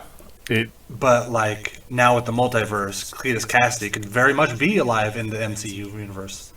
Oh yeah, and they took a lot of elements of other Spider-Man storylines and stuff like that and put it into this movie, which was interesting to see. I mean, you had the church scene with the bells, which was initially how Eddie got the symbiote in the comics, and you had at the ending, Eddie just staying on a desert or a tropical island because he thought he beat Spider-Man in the comics, and that's why they explained his disappearance from comics for a few years. He just stayed on the island. So he kind of retired on an island on this one too at the end, and they set up some toxin. I was just gonna say that. Fucking V's like, I'm still listening and I want to say something. So yeah, in this movie, there's a cop that is introduced, and as a young rookie, I guess he dealt with Shrek and Cletus, and then he comes back later on, and basically it seems like he's going to be Toxin, which is cool to see Toxin, but like I said, I'm tired of seeing symbiotes. Yeah, maybe they could do anything they want, honestly, but because it was kind of a teaser, but then like now Venom's in the MCU universe. Yeah, and it could be another one of those things like the Incredible Hulk, where that guy basically you think he's going to be the leader, but they never touched it again ever. So he just he got his head split open and his brain got gamma juice in it, and that was the end of it. We never saw anything of it afterward. Like, oh, okay, well, I guess that happened, but yeah. But yeah, Toxin was possibly introduced as well, so that could be something. Hopefully. But I hope they bring it back and they do it bigger. I hope they do a Maximum Carnage kind of storyline. I mean, they got Shrek, or Shriek, or whatever the fuck you want to call her. They got Carnage. They need a couple more. They need they were going to bring Demi-Goblin into it or anything like that. But, a few more villains and have Carnage just go apeshit on New York City would be pretty nice to see. Yes. And, but it's kind of hard because they want kids to be able to still go to these movies. But if they did it right, they wouldn't be able to. So there's that, and then bringing in the idea that maybe the King in Black might be happening. Yeah, Null is a possibility. Like I said, they kind of set up for it, talking about the hive mind. So basically, all symbiotes are linked together through the hive, like the Borg, kind of any Star Trek fans out there. So they all share the same kind of fucking nerd. Yeah, well, I gotta explain it for other nerds because you're not one. Fucking poser. I know what the Borg is. The Borg. And you wouldn't refer to it as the Borg. Them Borg. Them Borg. So, yeah, it's a hive mind of alien symbiotes, and they all share the same memories and everything. Well, the King in Black, Null, basically pulls all their memories and knows what each one of them is doing. But they set up for it. They mentioned it. It's a good possibility. It could happen, maybe. I don't know. But they still got to establish some more villains, I guess. Because Sony is in charge of the Spider-Man villain verse. Which is so... It's like, we'll develop all the fucking villains, and then you can ship them on over to fucking Spider-Man to fight. It's so fucking weird how they're doing that. We get a Morbius movie. We get a fucking... Yeah, I don't know. It can't be just Sony gives them the characters back and just sits back and makes money. Yeah. Who knows how they're going to handle it. But, yeah, so. But yeah, Venom 2 is good. Everyone came back for the sequel. And, well, not everyone, but almost everyone came back for the sequel. Rose Riot. Yeah, Riot wasn't there, but But it was fun. It was quick to the point, you know, just a quick shot movie. It seems like they had to get something out there to get people to watch. So they put Carnage in there, and then just to get it established that he can now fight Spider-Man. Which is cool. You know, I'm all for it. The movie wasn't terrible. It was quick. It was like an hour, and it's under 2 hours, which is rare these days. So, but yeah, it was fun. Go watch it. It's good shit.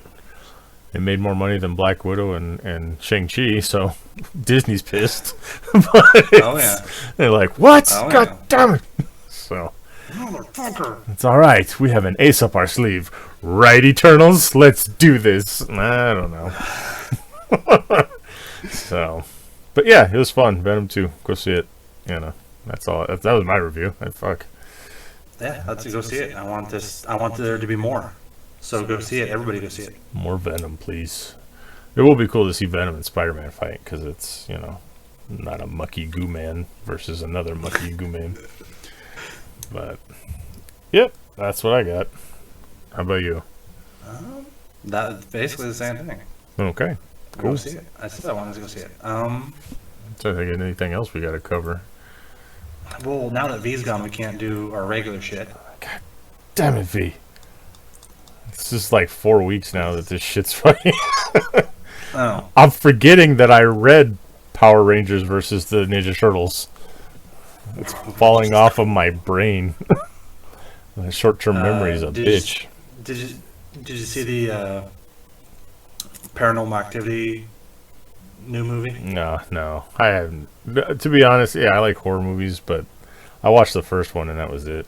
I haven't been keeping up with that shit. I watched the first one. I watched them all, but like the last 3 were probably with a gun put to my head. Ah, okay. The old bird was watching them, and I just kind of was there. Okay. They don't get good after the second one. All right. So the second one's still okay, but the third one, give it over. The third one's kind of trash because like they'll have gimmicks and shit, and it just gets kind of stupid. Well, that's not cool. And then they introduce a cult. Okay. It was funnier. It was scarier when it was just like some random demon who just wanted to fuck with this family.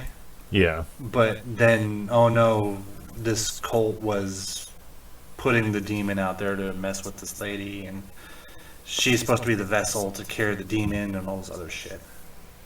Okay, well, now I don't need to watch it. You don't. Ah, cool. I won't. Nobody does. Nobody should. Nobody should. Cool. So, we want to discuss the 13 Days of Halloween anymore, or are we just going to let them figure it out as it comes up, or? Well, we've already talked about how we're doing it, but let's keep the movies themselves secret as a surprise. Okay. You'll Starting learn. October 18th, I think it is, we're going to start doing the 13 Days of Halloween. Yes. Because We're going to talk about scary movies. Halloween's the shit. Halloween's the best holiday. It is. It should be a whole month long. God, I wish. I think that's why I like being a wrestler so much, because it's like it's like Halloween every Sunday or Friday. Or, Or, put on masks all the time. yeah, it's awesome. So you want to get it? You guys are booked. You want to tell everybody about your first? You're probably booked too if you show up. All right. You know what? I might be booked too, but still, you guys are for sure booked. You guys are like on the posters, basically. You're being advertised as. V's got a big match ahead of him, man. V's gonna be, if you're in the Oregon area, V's gonna be wrestling for the BCW title. Yes, against Just Exciting. I have an open challenge for the No Limits champion. It's just our version of the hardcore title, or their version of the hardcore title. Which, you know, it's always weird to me, like, how you end up with the hardcore title, because you're, like, kind of the pretty boy of the group. You're kind of like the Michael P.S. Hayes. And you're, like, in these fucking, like, bloody, brutal matches. But you're, like, you know, pretty just boy. covered in blood and screaming all the time. Yeah, pretty much. Speaking of which, look at that segue. Let's talk about Dark Side of the Ring. Yes! Jeez, yeah, I forgot all about that. Good God, man. There's so much shit going on. Yes, the first one was finally Kanyon, which I was fucking ecstatic to see. Which I know you're excited about. Yeah. And then the other one was FMW, which I was excited to see. Yes, I was excited for that one too, because Hayabusa and Kanyon were like two of my favorite wrestlers from that era, from the 90s, late 90s, you know. I honestly didn't know that Hayabusa ended that way. Oh, it's fucking heartbreaking, that was fucking terrifying look. Yeah, so we'll talk about both episodes kind of mishmash together, so that way we, don't have to stay specifics, but... Well, I think, so the Kanyon episode, I think the biggest victim who I just just felt horrible for was... Sinister Minister? Yeah. That guy got beat and pushed around and fucked with. Pushed around and a gun put in his face. Or no, he put a gun in Canyon's face because he was so fucking scared. Yeah. Like, I read Canyon's book, and it sucks because if you read the book, it ends on a happy note. He talks about one of his attempted suicides, how he came out of it and he was ready to face life with, just take life by the horns and be happy again and everything else. And then reality of what happens, So there's a lot of stuff in the book that he himself professes to, and it gets a lot more in depth with his sexual exploits that he was trying to do behind the scenes so that people wouldn't know. Yeah, dude. Like, he met up with some dudes and he was at a gay bar and he went back to their apartment and one of them recognized him, so he freaked out, and shit like that he was in this constant state of paranoia about people finding out that he was gay, and it tore him apart. And it's, this episode, it was one of those things because I think more people were open to it than he realized. They've talked to people he was friends with Raven and DDP and all these people, and they're nobody gave a shit. No, yeah, they're like, I kind of thought he was, but I didn't care. Or they're like, he was? Oh, well, no big deal to me. I think most of that idea comes from his, oh, there you go. Sorry, you cut out. Sorry. I think most of that came back from his really religious upbringing. Yes. Yeah, his mom and he felt everything. like everybody was judging him. Yeah. It was also interesting to watch the episode because if you've read the book, it didn't mention any of the stuff later on, like with the Young Bucks and the wrestlers that he was mentoring, you know what I mean? Like in that era. So it's interesting to get their takes on Kanyon after what kind of the book covers, Yeah. So it was fucking depressing to see it all come out in a Dark Side of the Ring episode because what he was going through and everything like that. I think they covered it well. They didn't try to villainize him or anybody in that one. It was just it fucking sucks, It sucks because he was also pretty bipolar before they knew what that was, so he was just a screaming asshole most of the time. Yeah. Yeah. But you could definitely tell, knowing what we know now, he was definitely manic and he was definitely depressive. Yes. And V just text, he said, he went to Steph, asked them not to use Jordan as the face of open gay in wrestling, and they shit on him. So yeah, that was the stuff with WWE, it's always been kind of did this really happen, or did Kanyon try and save some face or whatever? The stuff where he went on Howard Stern, the stuff where he was texting or emailing Steph about, he wanted to be the poster child for open gay wrestlers and stuff like that. And, John Cena, it almost seemed like he was going to get canceled for saying that Kanyon wasn't a good wrestler, on Howard Stern's show. And then Ric Flair, you totally can't. The same. Yeah. That's totally the same as Ric Flair sexually assaulting a woman. Yeah, but It's just the Kanyon one, man. Like I said, I love watching this shit in the ring because it was so fucking innovative, and they even called it the innovative of offense. And you'd start off one move, you think you knew where it was going, and then he would turn into something else. You're like, what the fuck? Like, he was one of those few wrestlers where you could watch him like 3 different times. You go, what the? That was awesome, during the match. So it was just sad how he met his end and how everything went. And it sucks because you almost want to like shake him and go back in time and be like, it's okay, man. Just let people know you're fine. It's okay. It's not, That's the worst part is that, like, looking back at it and everybody's been like, yeah, I kind of already figured we all knew he was gay and we just didn't talk about it. Yeah. So that was sad. And then getting into the FMW one, I used to trade tapes for FMW shit all the time. So I watched a lot of these, and I almost got thrown out of school for playing the IWA King of the Deathmatch tournament. So, and that was like, people were like, wrestling's fake. I'm like, really? I'm like, hold on one second. I go to my backpack and pull out that tape and put it in. Look at this screaming Japanese man being gutted by a sickle. Yeah. So with FMW, it always amazes me how... It was a crazier story than I expected. Yes. Oh my god. Like, Onita was fucking insane. And so, like, I always, like, saw clips and stuff of Onita, and everything I've seen of him, most of his matches are just him covered in blood and screaming. Yeah. And, like... Or getting the shit kicked out of him by Mike Awesome. Yeah, that's true, too. I didn't know that FMW just had this, like, storied history of, like,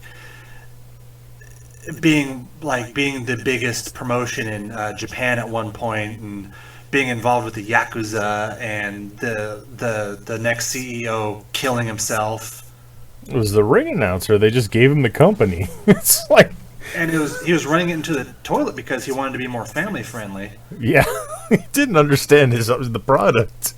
It's like, and then Hugh Hefner passes and he's like, here, fucking, some kid in the mailroom gets the fucking company, and the kid's Mormon and is like, no, we're gonna clean up this image.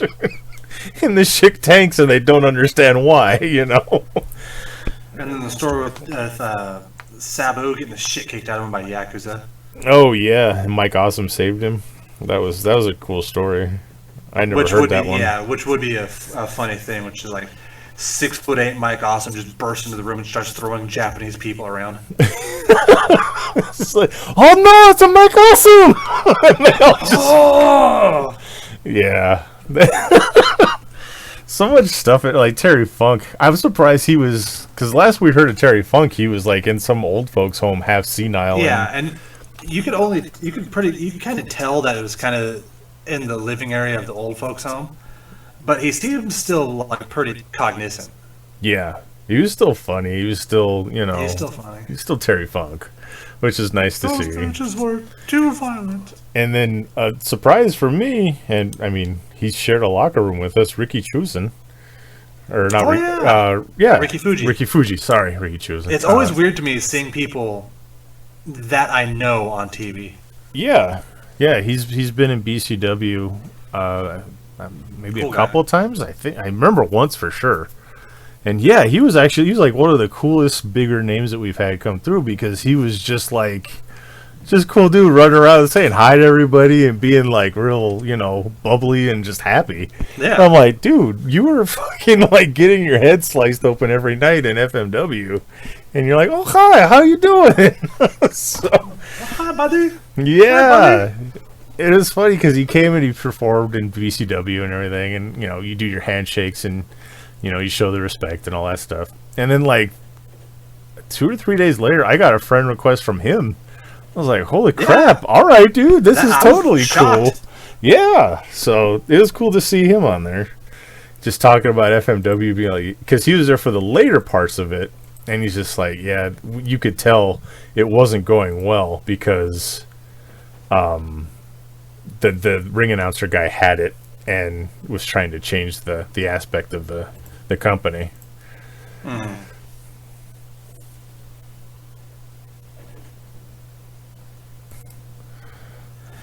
I think the big thing that I pulled off from it because I just said it, but like I never, especially back in the day, I never followed Japanese wrestling, and I didn't realize how like awesome Hayabusa was. Yes. And watching that clip. Oh yeah, fuck man. Especially as wrestlers, as long as we have, knowing how stiff that ring is and watching anything to do with the neck is fucking terrifying. Yeah, so he was. I loved watching him. The Stardust Press, all the Falcon Air, all that shit was just fucking like new and amazing to me. Like I had never seen somebody consistently pull off that kind of stuff, and on top of like being in barbed wire matches and everything else. So watching it, this was towards the end of FMW. He was like the one that carried it on because Onita was gone and everything else. And it was just like a enhancement match. The guy he was wrestling, I think, was like a jobber, but he just slipped on that rope. Yeah, he just slipped on that rope, and like when you jam a finger, like playing volleyball or something, like that where it gets just impacted and you feel that fucking finger jam on your hand. Mm-hmm. That was his neck, and he fucking broke his neck right there just doing a regular old match of all the stuff that he went through. And he was paralyzed. Just a moonsault, a second rope moonsault, and he just didn't get the rotation. Yeah, think of Jericho's lion salt if you guys haven't seen Hayabusa. So that's basically what it was. But instead of making the complete rotation, he just landed on his neck and broke his neck. So, but it was like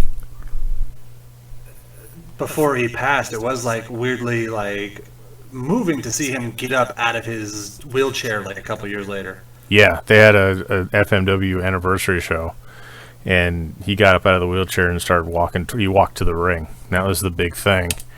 Like he still had to have help, but it was like Draws like can barely move his arm still.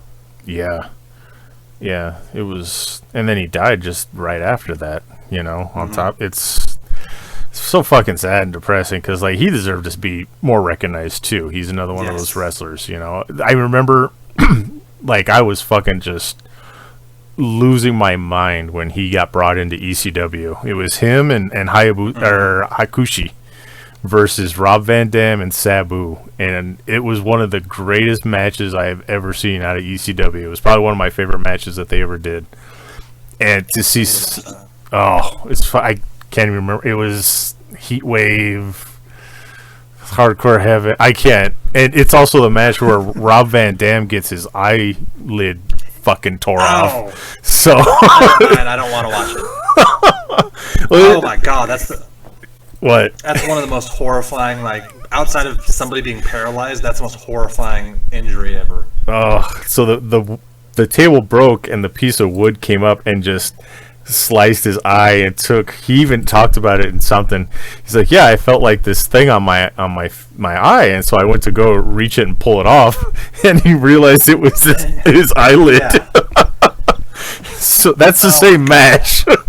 It's not gruesome or like graphic because I didn't even know about it for a lot of years, and then I was like, holy shit, that's what that was. And you see it happen, it just grazes his eye. So, but yeah, it's probably one of the best matches, one of my favorite matches from ECW. It's Hayabusa and Hakushi and Rob Van Dam and Sabu. It's fucking insane. Ripping off his fucking eyelid. Yeah. But other than Hayabusa, I mean, most of the people made it out of FMW intact. Mm-hmm. So it wasn't as a depressing. Shockingly. Hayabusa is depressing and sad as hell, but it wasn't one of the big downer kind of episodes of Dark Side of the Ring. Onita got kind of a big head and was an asshole for a while there, but most of the people. He was like the biggest name in Japan for a while, and he got to his head and he tried making movies kind of like Hulk Hogan did. Yeah, but they weren't good. Yeah, like Hulk Hogan. We like it better when you're just on the floor screaming. Okay, I could do that. All right then. But yeah, downs another cigarette. Yeah. So yeah, I got 2 good episodes. When's Luna? That should be coming up. That should be the next couple, maybe this one. Yeah, I gotta take a look at that and see, because that's Speaking the of sad ones. That one's gonna be fucking. I hope they get Gangrel on there. They have to. I mean, Oh yeah, but like, even though they divorced, like you could watch I watched an interview with him where they brought up Luna, and you could tell he was still like in love with her. yeah, that's just sad, man. Some of the stuff that they went through. Like the one that broke my heart the worst, because I've been there, where like she helped Sable, who was a horrible wrestler. Yes. She helped her. I think it was WrestleMania 14. They helped her through a match, and it was a really good match. And Luna comes through the door, and she gets the usual, "Oh yeah, good job," pat on the back. But I guess when Sable came through the curtain, the whole gorilla position erupted, and she got hugs and said how good she did. And like, Luna had to find a corner to go cry in where nobody's found her because of that. And of all the people, Owen Hart found her and was just like, nobody's ever going to realize what you did for her, but I do. Yeah. We'll see if they get into that. That's in 2 weeks, so that'll be the 14th of October. We got Bruiser Bedlam this week. Oh yeah. So Johnny K9. That one's sounding fucking crazy. Yeah, this one I'm not too well versed in, so it should be all Me new neither. kind of stuff for me. But I've seen the clips, and it seems like it's kind of nuts. Yeah, he seems like he had an Shit. interesting life. Yeah, well, yeah. So it's Bruiser Bedlam. I guess he's an actual biker, like in a biker gang and everything, and all kinds of Shouldn't crazy. say that because I don't know if he's still alive. He is not. Spoiler. Oh, good. It's yeah. So yeah, murder accusations, all this other crazy stuff. But yeah, he 2017 he was gone. So he's no longer Was he around to killed? come. Or is that a spoiler thing? I don't know. I'm trying to. Let's just watch the show and find out. Yeah, we'll find out. But he's had an interesting life as for a professional wrestler, So we'll see how that one goes. But we got that. We got the following week Luna, and then XPW, Rob Black, and all that crazy shit that happened out in California. What's that? I just think XPW tried hard. Oh yeah, definitely. But the shit that happened behind the scenes was more interesting than the product they were putting out. If they don't talk about cutting off Messiah's thumb, I'm going to be upset. Oh, they got to. That's a huge thing. They have to. Yeah. And then the final episode for the season is the steroid trials. So that'll be it. United States versus McMahon, where, fucking, what's his name? Billy Graham, superstar Billy Graham, fucking turned on everybody. And Hulk Hogan's Superstar like, Billy Ben. huh? Yeah, superstar Billy Graham turned on everybody. But I hope they have something of Nail's testimony. Oh, they should do an episode on Nails. I don't know if it would be a big enough episode to cover, but No. some of the shit that he pulled, like Vince My McMahon favorite- touched me and I beat his ass or something. He's a huge guy, but he had a really high-pitched voice. And my favorite story is that happened where, like, he went in there to go demand more money from Vince McMahon. Yep. And the next thing, I guess everybody was pulling him off because he was saying Vince was trying to grab his dick. Yeah. But Bret Hart walked by and he said he thought a woman was being attacked because Nail's voice was just so high and high pitched. Yeah, that's fucking hilarious. You trying to grab my dick? It's like this big fucking dude who's been sucking on helium balloons or something. Yeah, and he goes. That's the thing is that like he's one of the reasons that Vince kind of got off the steroid trial because like did they? I guess there was like, did you have heat with Vince McMahon? Yes, I did. He was a prick. And then I guess they straight up said if like I can't remember the context. They asked him how he feels about Vince, and he just goes, "If I ever see the motherfucker, I'll kill him." Yeah, and they pretty much just destroyed all of his testimony. Yeah, and he was supposed to be the nail in the coffin. So to speak. Pun intended. Ha ha ha ha. Anyway. Highbrow humor. There we go. So, yeah, I mean, what other kind of things do you think they could cover in an episode? If they can't do nails, because wouldn't be a long enough episode, it would be cool if they put it into this. People making fun of his voice. Yeah, if they put it into the steroid trial episode, that would be cool. But another one of those wrestling incidents. I do hope they put in the clip of Stephanie McMahon comparing the 9/11 tragedy to the steroid trial. Oh, jeez. Yeah, that's ridiculous. Watch her get canceled after this. It's like, who's going to get shit for this next episode of Dark Side of the Ring? I don't know what other stories they could do, like, out of wrestling. Like, they've done Snuka. They've done. I don't know if Hacksaw and the steroid or the marijuana with the Sheik would be an episode worthy. I mean, there's just little incidents throughout the history of wrestling where, you know. The Iron Sheik hasn't even gotten his own story. Yeah, him getting one would be kind of cool. But he has his own documentary. He's got his whole documentary, but like just getting other wrestlers down and sharing Sheik stories. Yeah, yeah, that could be cool. I'm trying to. I mean, they've hit most of the major ones, mostly like what the fuck moments, you know. I mean, I'm trying to think of any wrestlers that have passed away where you're just like, what the hell? They gotta do Sheik. They gotta do Bob Backlund. Bob Backlund? Why? What would they get into? Because he's just so fucking weird. Oh yeah, he's just a weird dude. But I mean, he's just a weird dude, and I think it'll be like, in order to push his gimmick, he ran for president. Yeah, like legit. Yeah. Yeah, they've covered. And he put his fucking campaign on WWE TV where he was just like, if I'm president, I'm gonna make the school year longer. Recess will be gone.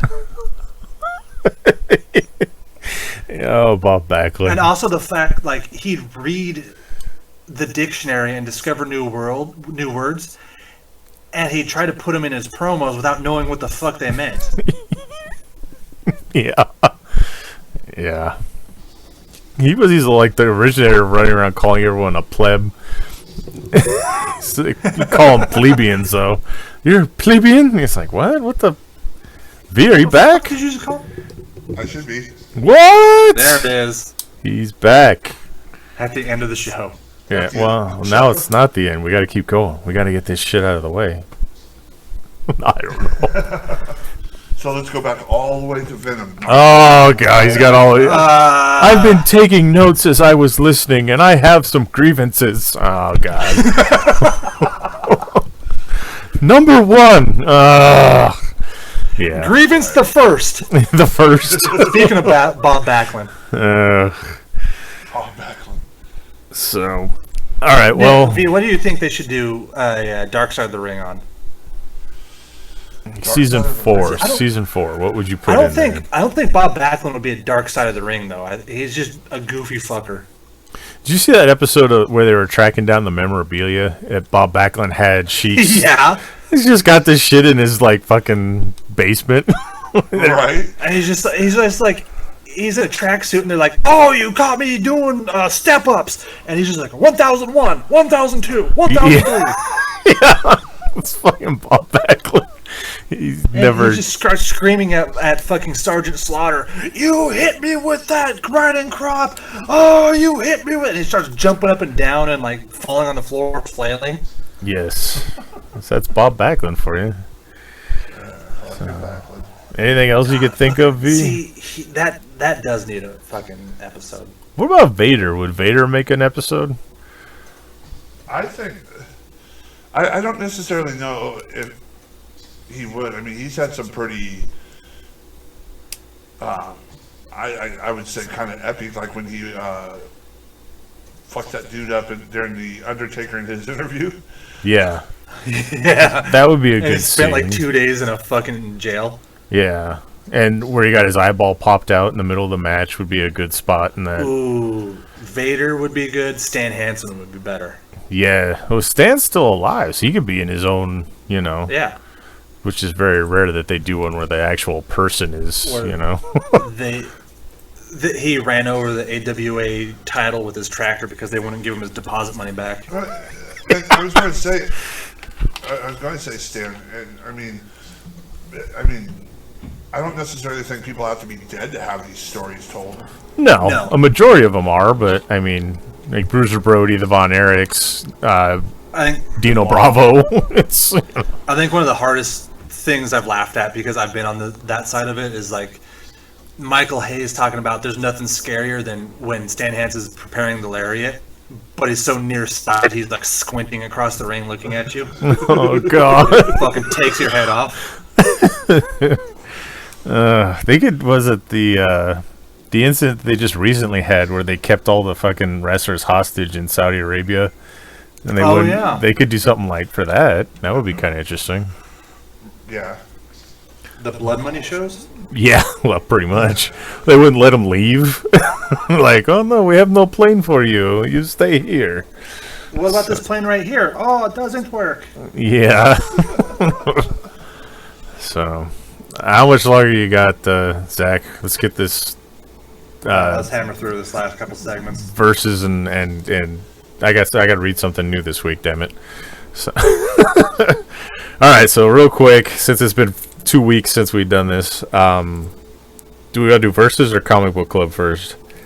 Let's do verses. All right, verses. This was Zach's pick. It was Darth Vader versus Doctor Doom. So Vader all the way. Really? All right. I had Doctor Doom on this one. What's your argument for Doctor Doom? Doctor Doom is very similar to the Emperor to me because he's got lightning, he's got magic on top of that, and he's also got his technology. So he could, he could kind of fight off the lightsaber attacks. The Force attacks, he's kind of got his own kind of magic that he could use and play, like to kind of ward that off.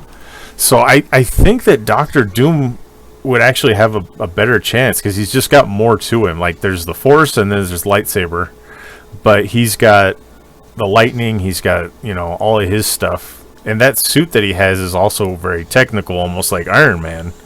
So I just gave him the upper hand on that one. I don't know. Don't get me wrong, it'd be a badass fight. I'd pay money to see that shit. It'd be a badass fight. My big thing is that like Vader is almost a force of nature when he sets his mind to something. Mm-hmm. Yeah. So is Doctor Doom, though. Yeah. Yeah, this was a rough one, man, because it's like, what the hell have you done, Zach? The big Star Wars fan in my heart is like, yeah, just go with Vader because the Force, but like Doctor Doom might take it. Yeah. Yeah.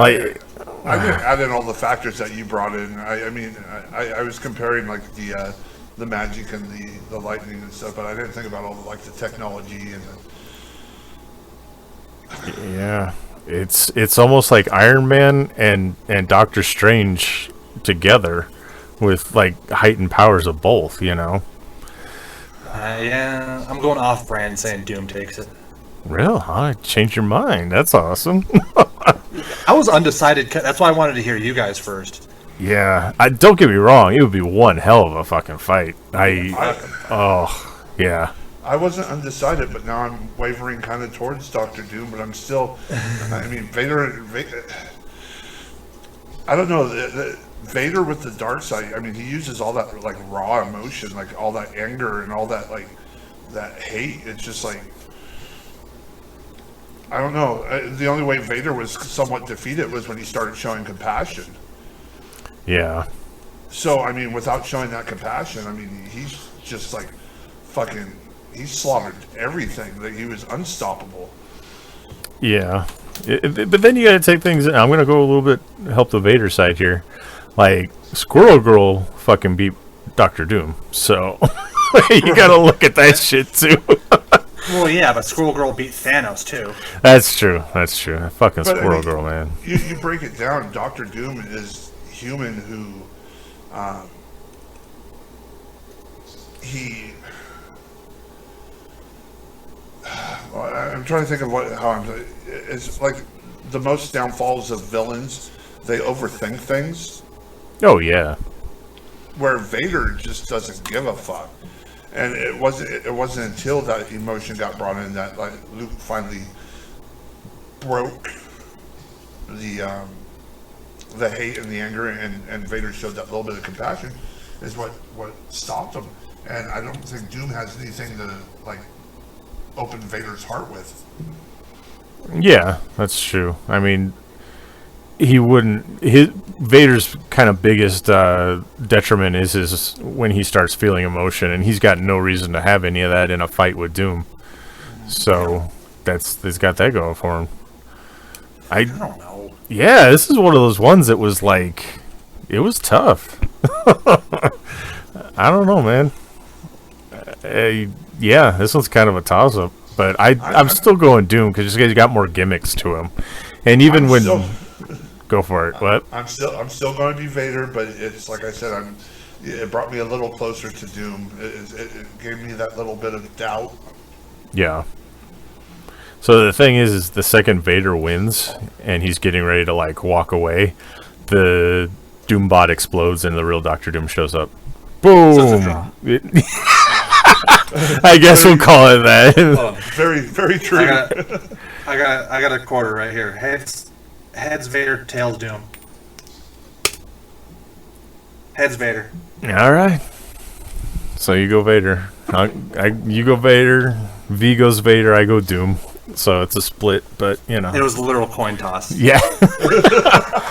Vader takes it, but like I said, I would love to see that written out in comics. That would be one hell of a thing to see. That would be, yes. And Marvel totally could do happen it. Too. Marvel could do it. They got the rights to do both. They should do something like that. They should totally do that. They listen to our show, so we know that. They listen to our show already. We'll do a Vader versus Doom miniseries.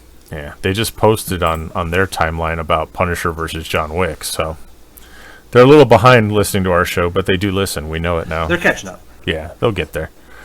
You heard it here first, though, kids. Remember that. All right, so who's got verses this week?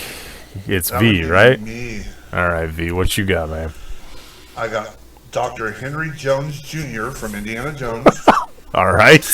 versus Benjamin Franklin from National Treasures. Oh, shit, this means I gotta watch National Treasure finally? I think this is the first one you've done that I actually like. Okay, so Just two fat old men just slapping each other. which era Indiana Jones? I mean, Temple of Doom, Dude. Crystal Skull, what are you talking about?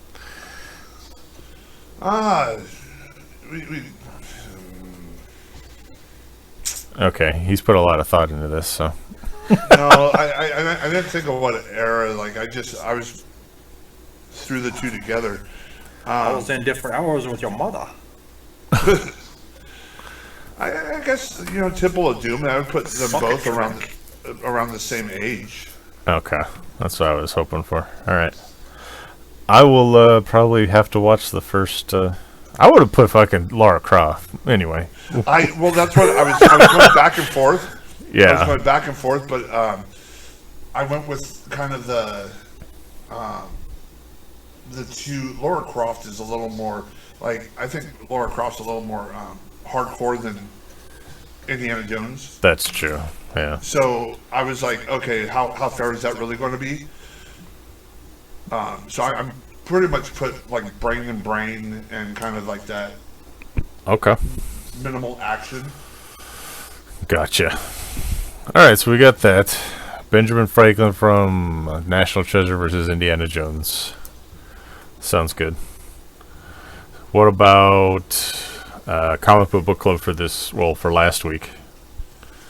I do want to hear it. It was Power Rangers versus Ninja Turtles. Yeah. Holy shit! Really, V just fell in love. What the hell? Seeing Shredder as the Green Ranger. Yes. Seeing Shredder as the Green Ranger was the moment that popped me when I First, I was just like, Holy yeah, I'm gonna collect these just to see what happens. And it's the first issue is pretty good, and then Shredder gets the green power coin. And I'm like, I am fucking sold. Yeah, that was actually pretty cool. I didn't mean to accidentally call it I didn't say Shredder and the Green Ranger, but the other one that was pretty cool was like when they switch. So the Rangers become like ninjas because they got to go stealth into the warehouse, and then the Turtles get to use the Zords and the coins and everything to become Rangers. So it was The fucking Turtle Zord. Turtle Zord. Yeah, that was fun. You put Raph in the red suit. Yeah. And I was like, was it just because it was red? But here's my thing. It should have been Leo, because Leo, the red is the leader, and Leo's the leader. Okay. I didn't think the colors mattered. I mean, The colors don't matter. yeah, To me, it does. Mikey was Trini, wasn't he? He was Yeah, Trini. the yellow Yeah. Ranger. So, and then April actually got to be a ranger, which is kind of cool to see her. She was the Pink Ranger, but that was fun. Casey Jones got a little showing, and there's all kinds of good stuff in this series. All the best hits we got. Fucking Bebop and Rocksteady fighting. Make my Peter monsters Puls's grow. That was awesome.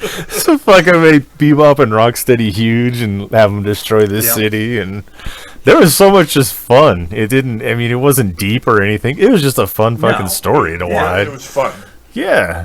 It was like one of the more fun storylines I've read in a long time, so it was pretty cool. It's basically just like 10-year-olds from our era. Wouldn't it be cool if the Ninja Turtles were Power Rangers? Yeah. Yes, it would be. As a matter of fact. So yeah, I liked it a lot. I mean, I'm not deeply versed in Power Ranger lore, but it was still fun for me. So I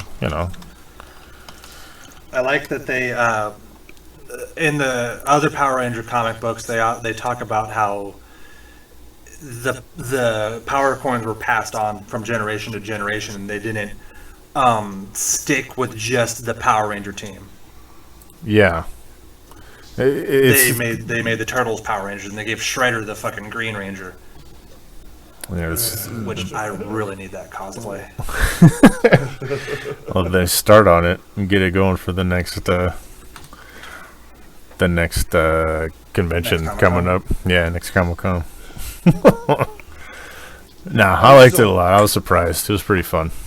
I was still hoping for Shredder to be oversized, But he wasn't. They never No. oversized him.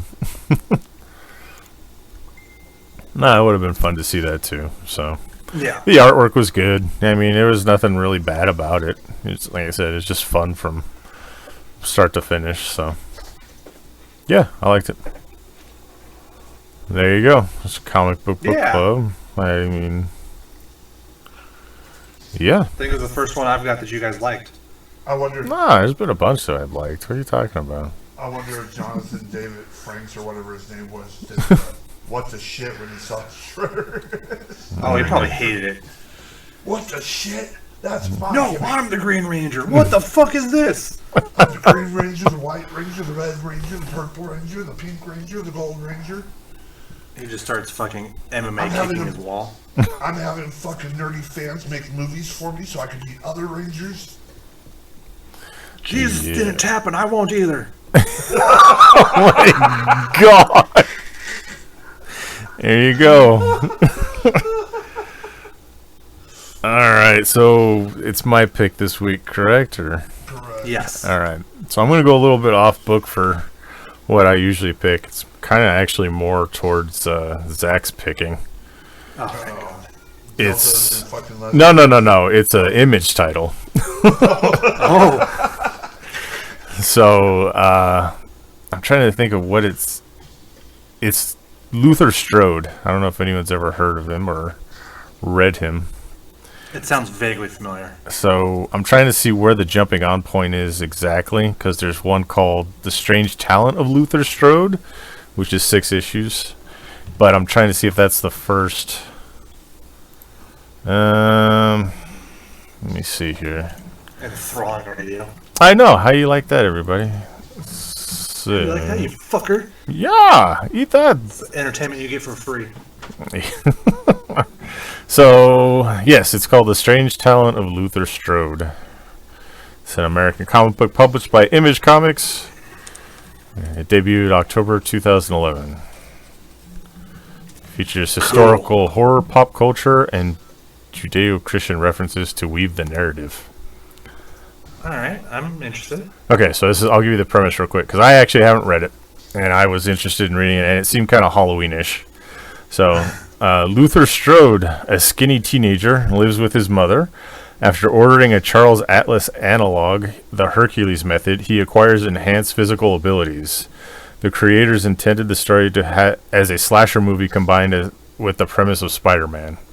What if Peter Parker had not had a mortal anchor of his Uncle Ben? So that's your tagline. That's your selling point. Then you'd be a professional wrestler. Well, how cool would that have been? Fuck, man. There was no better interpretation of professional wrestling than in the first Spider-Man movie. Yeah, that's actually pretty accurate. And we've got guys running around. That too.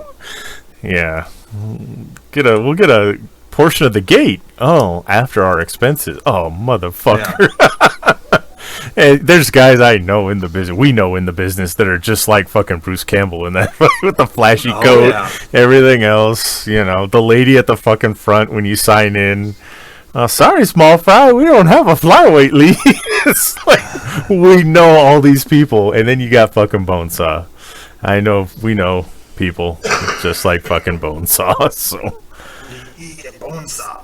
Yeah, 3 minutes. That's good stuff. 3 minutes of playtime. Yeah. And he tries to jump, but he can only jump like 3 inches. Yes. So, good times.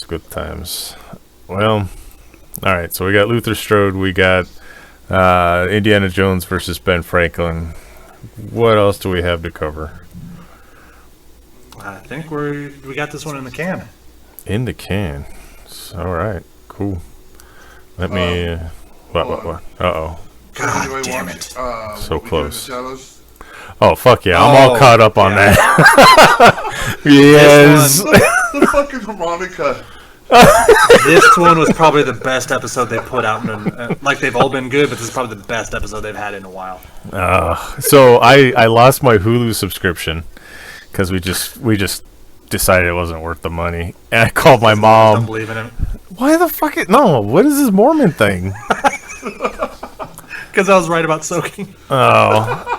Anyway, so yeah, I lost that. I called my mom. I was like, "Hey, mom." She's like, "Yeah." Like, can I get your sign on for your digital? So anyway, it's long story short. I now have the FX app and I can watch all the episodes. So I had to catch up on like 3 episodes. But the Vegas episode was great. We already talked about that. It wasn't Vegas, but it was Atlantic City or something. Atlantic City, yeah. Yeah, and then I'm trying to think of the episode in between. What was the one after that? The first vampire gets out. Yes. And they have to. It was like. That was the latest one. Oh, that was the most recent one. All right. See, I'm getting them all mixed up because I watched them all at the same time.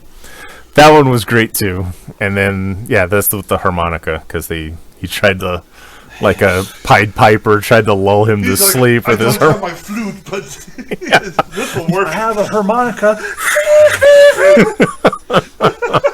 The soothing tones of harmonica. Yeah. And then the fucking this one vampire, they're like, he's dead. Yeah, he's completely dead. And they all take off outside, and he's all been buried in the ground, drinking blood-soaked. Oh yeah, they had to go and dig him up, and he's like one arm and a torso. They strapped him to the Hellhound and just let him ride around on the Hellhound. He's like, I'm controlling it with my mind, and she's like, yeah, no.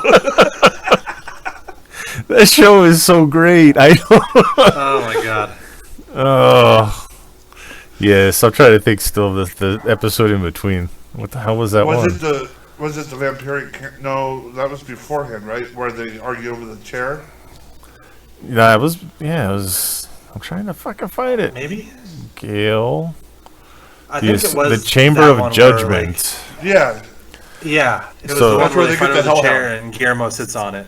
Yeah. Oh, they have the boys' night where his the Oh. neighbor guy is like trying to sell those Trying to sell pillows. guy pillows. I love it when he's like when him and Jackie Daytona are trying to have that one-on-one, and he thinks he's hitting on him. He goes into kiss. Hey, that's not what I mean. I got a cousin like that, but you will forget this ever happened. Yeah, Oh, I didn't know we were sending mixed signals to each other. yeah. So there's so much good stuff in those things. Oh But my god. only 4 more episodes of it for that season. Oh, Jesus. So well, I don't understand why it ends right before Halloween. It's like, what the fuck, you guys? Anyway, And they've already signed up for season 4. thank God for that. Like, that happened after the first episode dropped, and everybody loved it. And they're like, oh yeah, we got season 4 now. Yeah, it's good Yeah. stuff. I'm glad you guys turned me on to that because, oh my god. Oh, So I told you. Yeah, I loved it. Ever since the movie, I'm like, damn, this is fucking hilarious. And I love how they still the guys from the movie show up in the show, little references and stuff like that. So, yep, good shit. Did you Did you continue with Why the Last Man, or is that a dead issue with us? I'm still watching the show. Yeah, I just watched that first need to pick it up. episode, so maybe I'll get back into it. The thing is, it's way different than what the comic book was, so it's like, Oh yeah, I'm not. I continued with the show because it's not going to ruin the comic for me because obviously it's like completely fucking two different things. yeah. All right, cool. I think we covered 2 weeks in like Pretty 2 good. hours Yeah. or something. So We did it. yeah. Anything else? Anything at all? I'm finally done. I'm You're spent. good. You're good. I got a towel off. And I'm spent. Okay. We've All right. We've almost been 3 hours. Jeez, it's a long episode. Anyway. All right, let's fucking wrap this shit up. So, take a look at BCW Wrestling. We'll be back up and running in that in October. And check out Power Pit Pro Wrestling. We'll be up and doing that Yes. in November. That's if you guys are local or, just check out their Facebooks, whatever, and you can see us live and in person. Zach and I have ProWrestlingTees.com stores, so you can find Dark Asylum stuff on there. I'll be having a And new t-shirt coming up soon. new t-shirt from Zach, awesome. We'll wait for the big reveal. And we all have our Facebooks, and you can find us at Dark Asylum Pod on Twitter. Other than that, I ain't got nothing else going right now, so read your books. Next week will be a very big Bond week, I think. I mean, we kind of got into Bond this week, but with the new movie coming out, that'll be the big one. So watch that, and if you don't, it's probably going to get spoiled. So, because I'm going to see it, are you guys? Yes. Okay. V, are you I've seen gonna? every James Bond movie. I'm not going to stop. Okay, V.